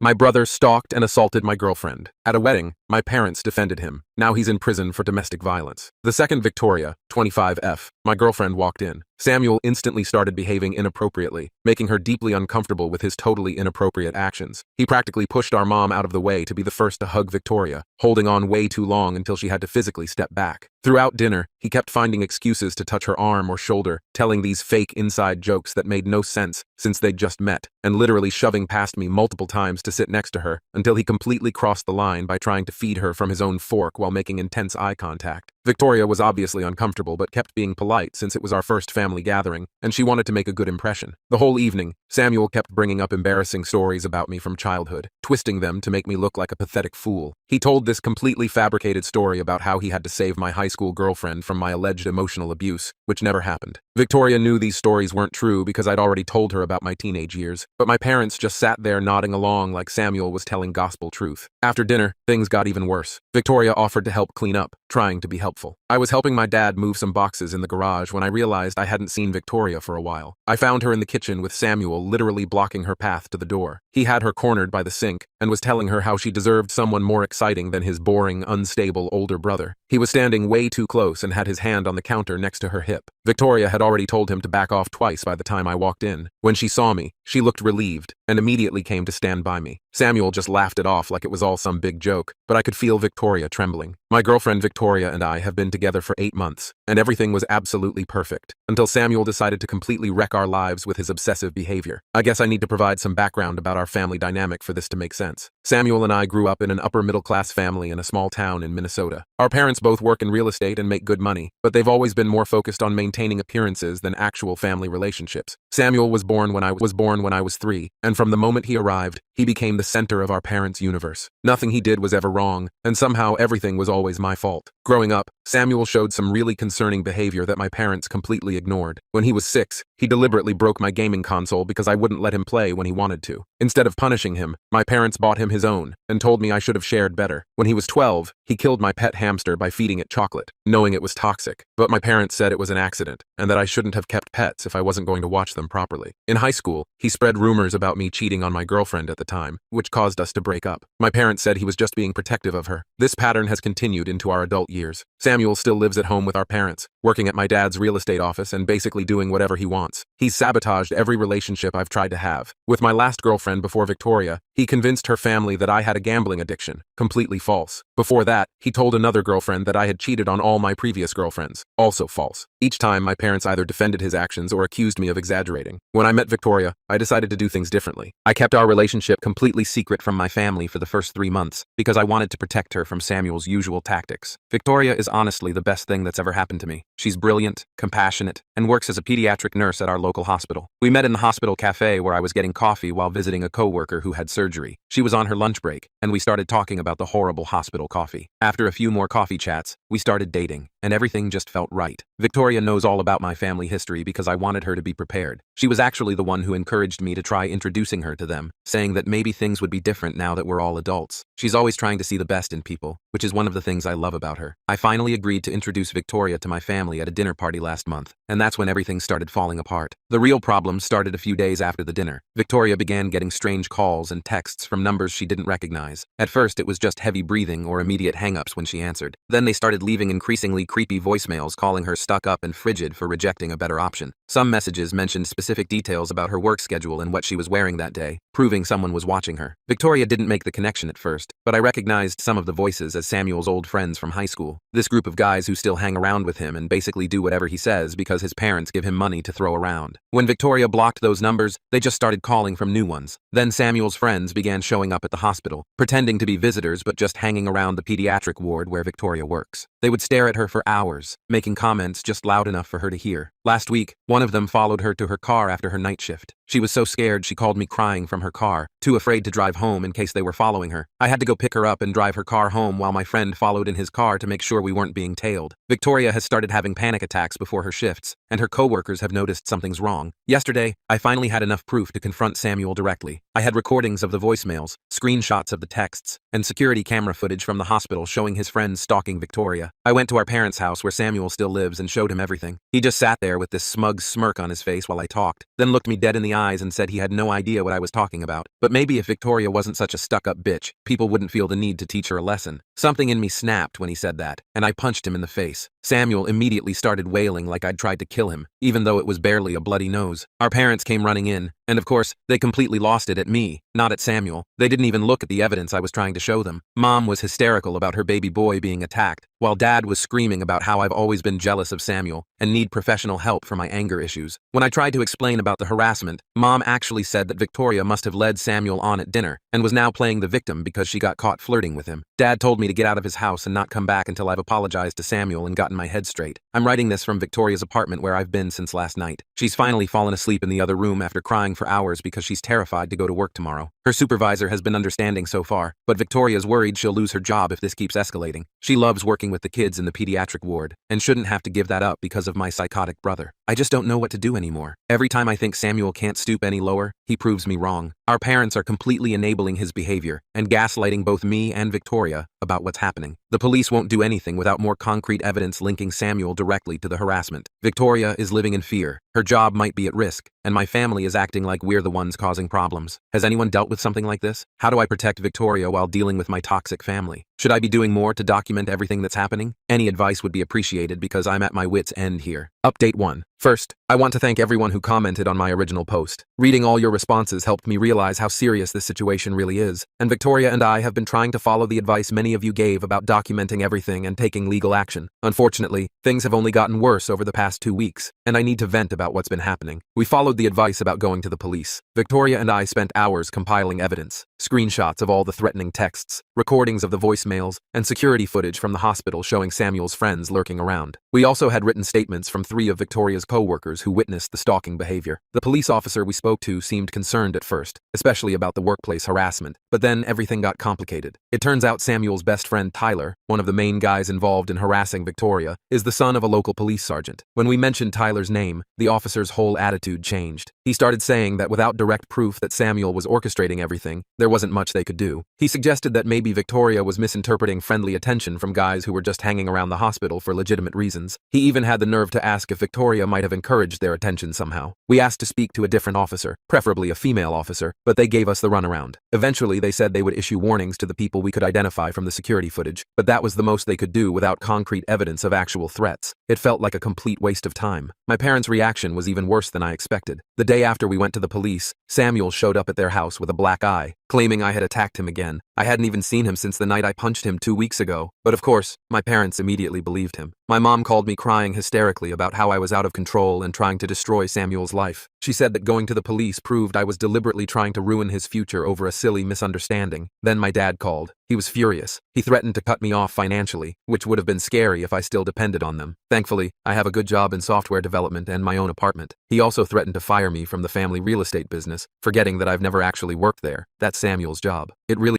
showed how they don't even see me as my own person, just as an extension of Samuel's life. The real disaster happened last weekend. My mom kept calling and texting, saying they wanted to fix things as a family. She promised that Samuel was sorry about everything and wanted to apologize to both me and Victoria. She said they had talked to him about boundaries, and he understood he had been inappropriate. After talking it over with Victoria, we decided to give them one chance to make things right. That was a huge mistake. We arrived at my parents' house for what was supposed to be a family dinner to patch things up. As soon as we walked in, I knew something was wrong. The house was full of people. My parents, Samuel, our aunt and uncle who always take Samuel's side, and worst of all, Tyler and 2 other guys who had been stalking Victoria at work. My mom called it a family intervention. For 2 hours, they all took turns attacking Victoria's character while Samuel sat there looking smug. My mom went on this long rant about how Victoria was obviously jealous of Samuel's good looks and success, and had been flirting with him at dinner that first night. She said Victoria was making up the harassment because she felt guilty about leading Samuel on and was trying to cover her tracks. My aunt suggested that Victoria was probably used to getting attention from guys at work and had misinterpreted friendly behavior as stalking because she had a guilty conscience.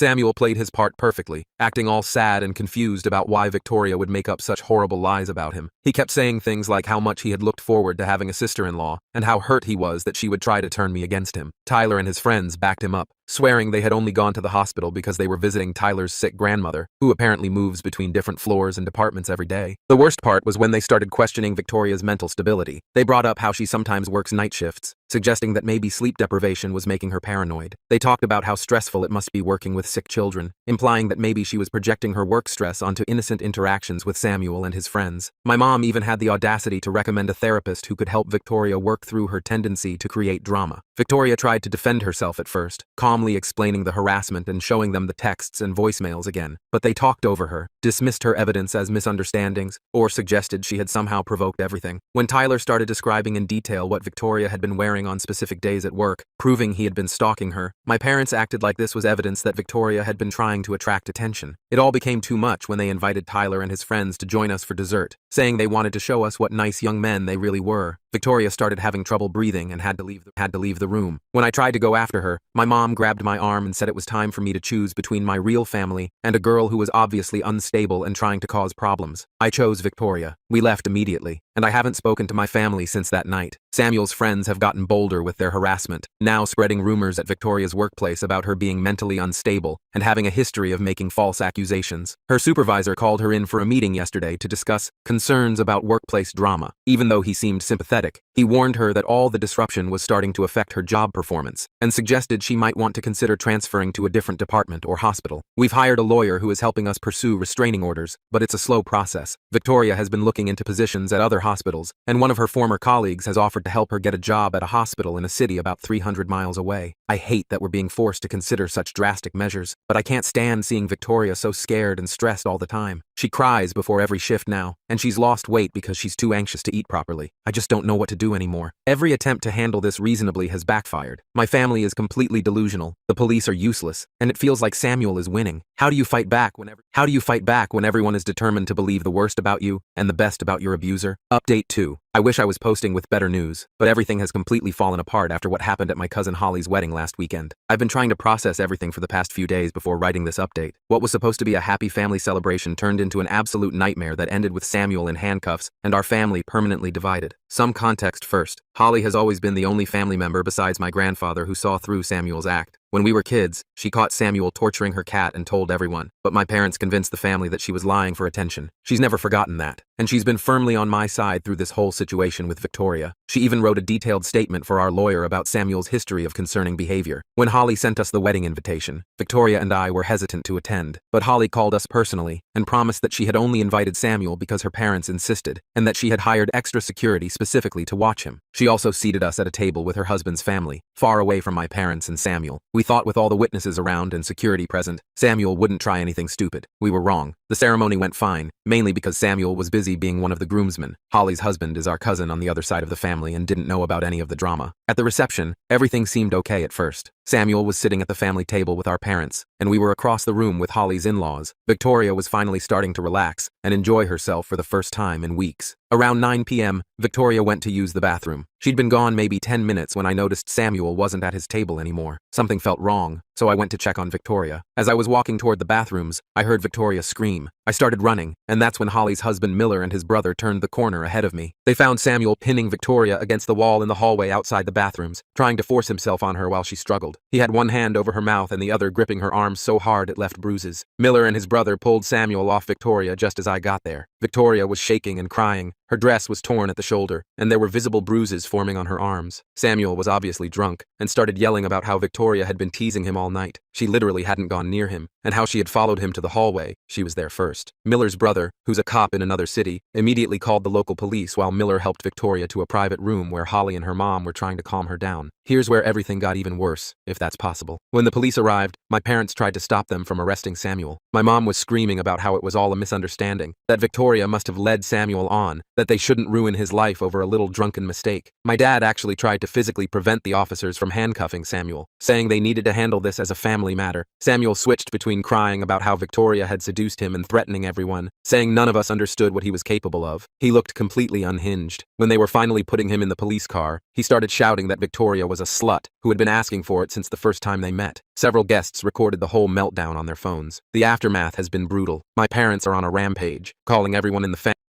asking for it since the first time they met. Several guests recorded the whole meltdown on their phones. The aftermath has been brutal. My parents are on a rampage, calling everyone in the family to spread their version of events. According to them, Victoria lured Samuel to a secluded area, made advances on him, then screamed assault when he rejected her. They're saying she orchestrated the whole thing to get revenge on Samuel for exposing her lies about the harassment. They're even claiming that Miller and his brother roughed Samuel up before the police arrived. They didn't. And that Victoria gave herself the bruises. The one positive development is that Holly's wedding video caught Samuel following Victoria to the bathroom on camera. Between that, the bruises, multiple witnesses, and the videos of Samuel's meltdown during the arrest, our lawyer says we have a solid case. Several relatives who were at the wedding have come forward with statements about Samuel's behavior throughout the night, including him making crude comments about Victoria and following her around the reception. My parents are now threatening to disown me if Victoria doesn't drop the charges. They've been calling and texting non-stop, alternating between guilt trips about destroying the family and threats about ruining my inheritance. They even showed up at my apartment yesterday, causing such a scene that my neighbors called the police. My mom was crying about how I was sending her baby to jail, while my dad threatened to make sure I never work in this state again. Victoria and I have made our decision. She accepted the job offer at the hospital 300 miles away, and I've arranged to work remotely for my company. We're moving at the end of next month. A lot of people might think we're running away, but we just need to get away from all this toxicity and start fresh somewhere else. Holly understands and has promised to keep us updated about any family developments we need to know about. The hardest part in all this is knowing that my family will never admit Samuel needs help. Even after watching him assault someone at a wedding in front of witnesses, they're still defending him and blaming the victim. I've wondered if anything would have been different if someone had stepped in when we were kids, but I guess we'll never know. Right now, I just need to focus on protecting Victoria and building our new life together, far away from Samuel and my parents' enabling behavior. Update 3. I wasn't planning to post another update, but something happened yesterday that I feel like I need to share. After 4 years of blessed silence from my family, I received a hysterical phone call from my mom that honestly left me feeling both vindicated and deeply sad. First, a quick update on where things stand with Victoria and me. We got married 2 years ago in a small ceremony with Holly's family and Victoria's relatives. We bought a house in our new city, and Victoria is now the head pediatric nurse at her hospital. I'm still working remotely for the same company, but got promoted to senior developer last year. We're expecting our first child, a little girl, in 3 months. Life has been peaceful and happy, which makes what I'm about to share even more disturbing. Yesterday afternoon, I was in a meeting when my phone started blowing up with calls from my mom. I usually ignore unknown numbers since my family tends to get new phones to try to contact us, but this time she left a voicemail that sounded really desperate. When I called back, she was crying so hard I could barely understand her. It turns out Samuel got married last year to a woman named Rachel. None of us knew about it because we've had no contact with that side of the family since the wedding incident. Apparently, Samuel met Rachel at church, and their families arranged the marriage pretty quickly. My mom was babbling about how perfect everything was, how Samuel had finally found a good Christian woman who understood him, and how they were all so happy until last week. Last Thursday, Rachel's coworker called the police after Rachel missed 3 days of work. When officers did a welfare check, they found Rachel with severe injuries. She had 2 broken ribs, a fractured wrist, and bruises all over her body. But here's the part that really got me. When the police investigated, they discovered that my dad had been helping Samuel cover up the abuse for months. Rachel finally broke down and told the police everything. Samuel had started hitting her just 2 months into their marriage. Every time she threatened to leave or tell someone, my dad would step in, using his connections in the real estate business to pressure Rachel's family about their mortgage, or threatening to get her fired from her job at one of his friend's companies. He even convinced Rachel's parents that she was mentally unstable and making up stories about Samuel, using the same tactics they used against Victoria. The final incident happened because Rachel got a promotion at work that would have given her financial independence. Samuel completely lost it and beat her so badly she couldn't go to work. When she called my dad for help, he told her to put some ice on it and remember her wedding vows. That's when her coworker got involved and called the police. Both Samuel and my dad were arrested. Samuel for domestic violence, and my dad for witness intimidation and conspiracy. Mom wanted me to come back and help deal with everything. She kept saying that family needs to stick together in times of crisis, that Samuel and Dad needed my support, and that Rachel was obviously exaggerating things just like Victoria had. I lost it. I told her exactly how I felt about her enabling Samuel's behavior for his entire life. I reminded her of what they did to Victoria, how they chose to support Samuel even after watching him assault her at Holly's wedding. I asked her if she ever once considered that if they had gotten Samuel help when he was younger, or held him accountable for his actions, maybe Rachel wouldn't be in the hospital right now. Mom broke down completely, saying she realizes now that they should have done something sooner. She admitted that she and Dad had always known Samuel had problems, but they thought they were protecting him by covering everything up. Too little, too late. I hung up and blocked her new number. Holly called me later to fill in some details she had heard from family. Apparently, Rachel's parents are devastated and feel horrible about not believing her sooner. They're They're fully supporting her pressing charges against both Samuel and my dad. The police are also investigating other potential victims, as several of Samuel's ex-girlfriends have come forward with similar stories of abuse and stalking. Victoria suggested we reach out to Rachel through Holly to offer support if she needs it, which we probably will. Victoria pointed out that she was lucky to have support when she dealt with Samuel, and Rachel might need someone who understands what she's going through. Some people might think I'm being cold toward my parents, but I've learned that enabling toxic behavior only leads to more victims. My family had countless chances to change and chose not to. Now they can deal with the consequences of their choices without my help.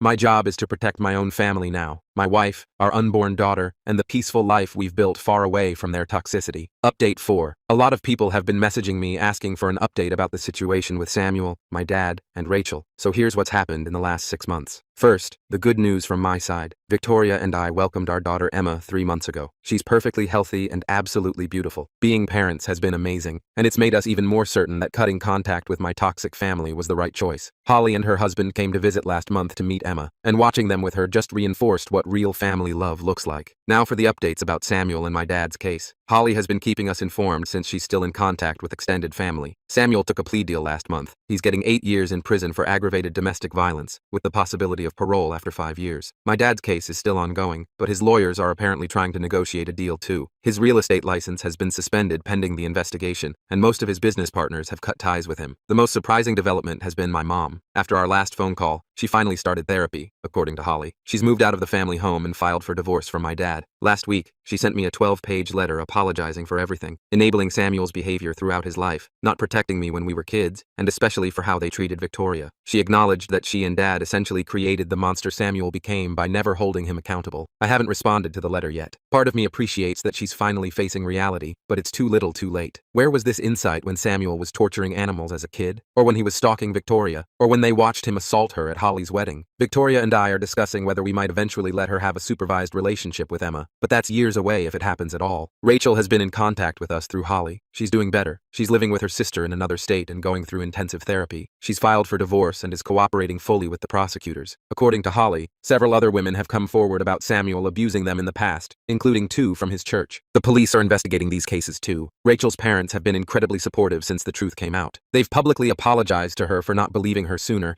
and have cut all ties with my parents. They're even working with domestic violence organizations now to help other families recognize the signs of abuse and manipulation. The extended family has basically split into 2 camps. Most younger relatives and cousins have sided with us and Rachel, while the older generation is still making excuses for Samuel and my dad. Holly's mom, my aunt, started a family therapy group for relatives who want to understand how things got so bad and how to do better for the next generation. As for me and Victoria, we're focusing on our daughter and our life here. Victoria went back to work part-time last week, and she's been promoted to director of pediatric nursing. I'm still working remotely but might start my own software consulting business soon. We've built a wonderful community here with great friends and chosen family. Sometimes I think about reaching out to my mom or responding to her letter, but then I look at Emma and think about how my parents would have expected me to let Samuel around her if we were still in contact, claiming he deserved another chance. That thought alone confirms we made the right choice in staying away. The cycle of abuse and enabling in my family ends with my generation. Emma will grow up surrounded by healthy relationships and people who respect boundaries. Sometimes cutting off toxic family is the best thing you can do for your kids, even if it hurts. My parents raised us to snitch for love and turned my siblings into spies. The night I saw what they did to my little sister, I took her and never looked back. 6 months later, they got arrested trying to foster more kids. Growing up, my parents only rewarded me and my siblings for one thing: telling on each other. I grew up as the middle child of 4 siblings, the type to be forgotten. It was like I could always see what everyone else was blind to, because even though my parents thought they had us in control, I was the one they were wrong about. You see, my older brother Nate would do anything for Daddy's love. One time when me and him were alone in my room together, I accidentally spilled a drop of cranberry juice on the beige carpet. I felt like a deer in headlights. Immediately, I took off my t-shirt, spit on it, and vigorously rubbed it into the material. Nate was already walking down the stairs by the time he realized what was going on. Neil just spilled his juice all over the floor upstairs. He's so clumsy. I didn't hear anything else being said, just the unmistakable sound of my dad's footsteps walking over to the nearest drawer and grabbing what sounded like the black leather whip. I didn't do anything, just lay on my front side on my bed with a pillow in my mouth to stop myself from screaming too loudly. 1, 2, 3. I didn't get dinner that night, and while I spent the next few hours crying into my bed sheets, I could hear Nate downstairs being treated like a king for telling on me. "You are so mature, my handsome boy," my mom said, her voice practically beaming through the house. "I'm so proud of you," our dad bellowed. At the time, I was just 4 years old, while Nate was 6. That same year, our younger twin sisters were born, and that's how I ended up being raised by 5 surveillance cameras. My parents gave them the same treatment they gave me and Nate. They acted like the world's greatest parents until their 3rd birthday, and from there,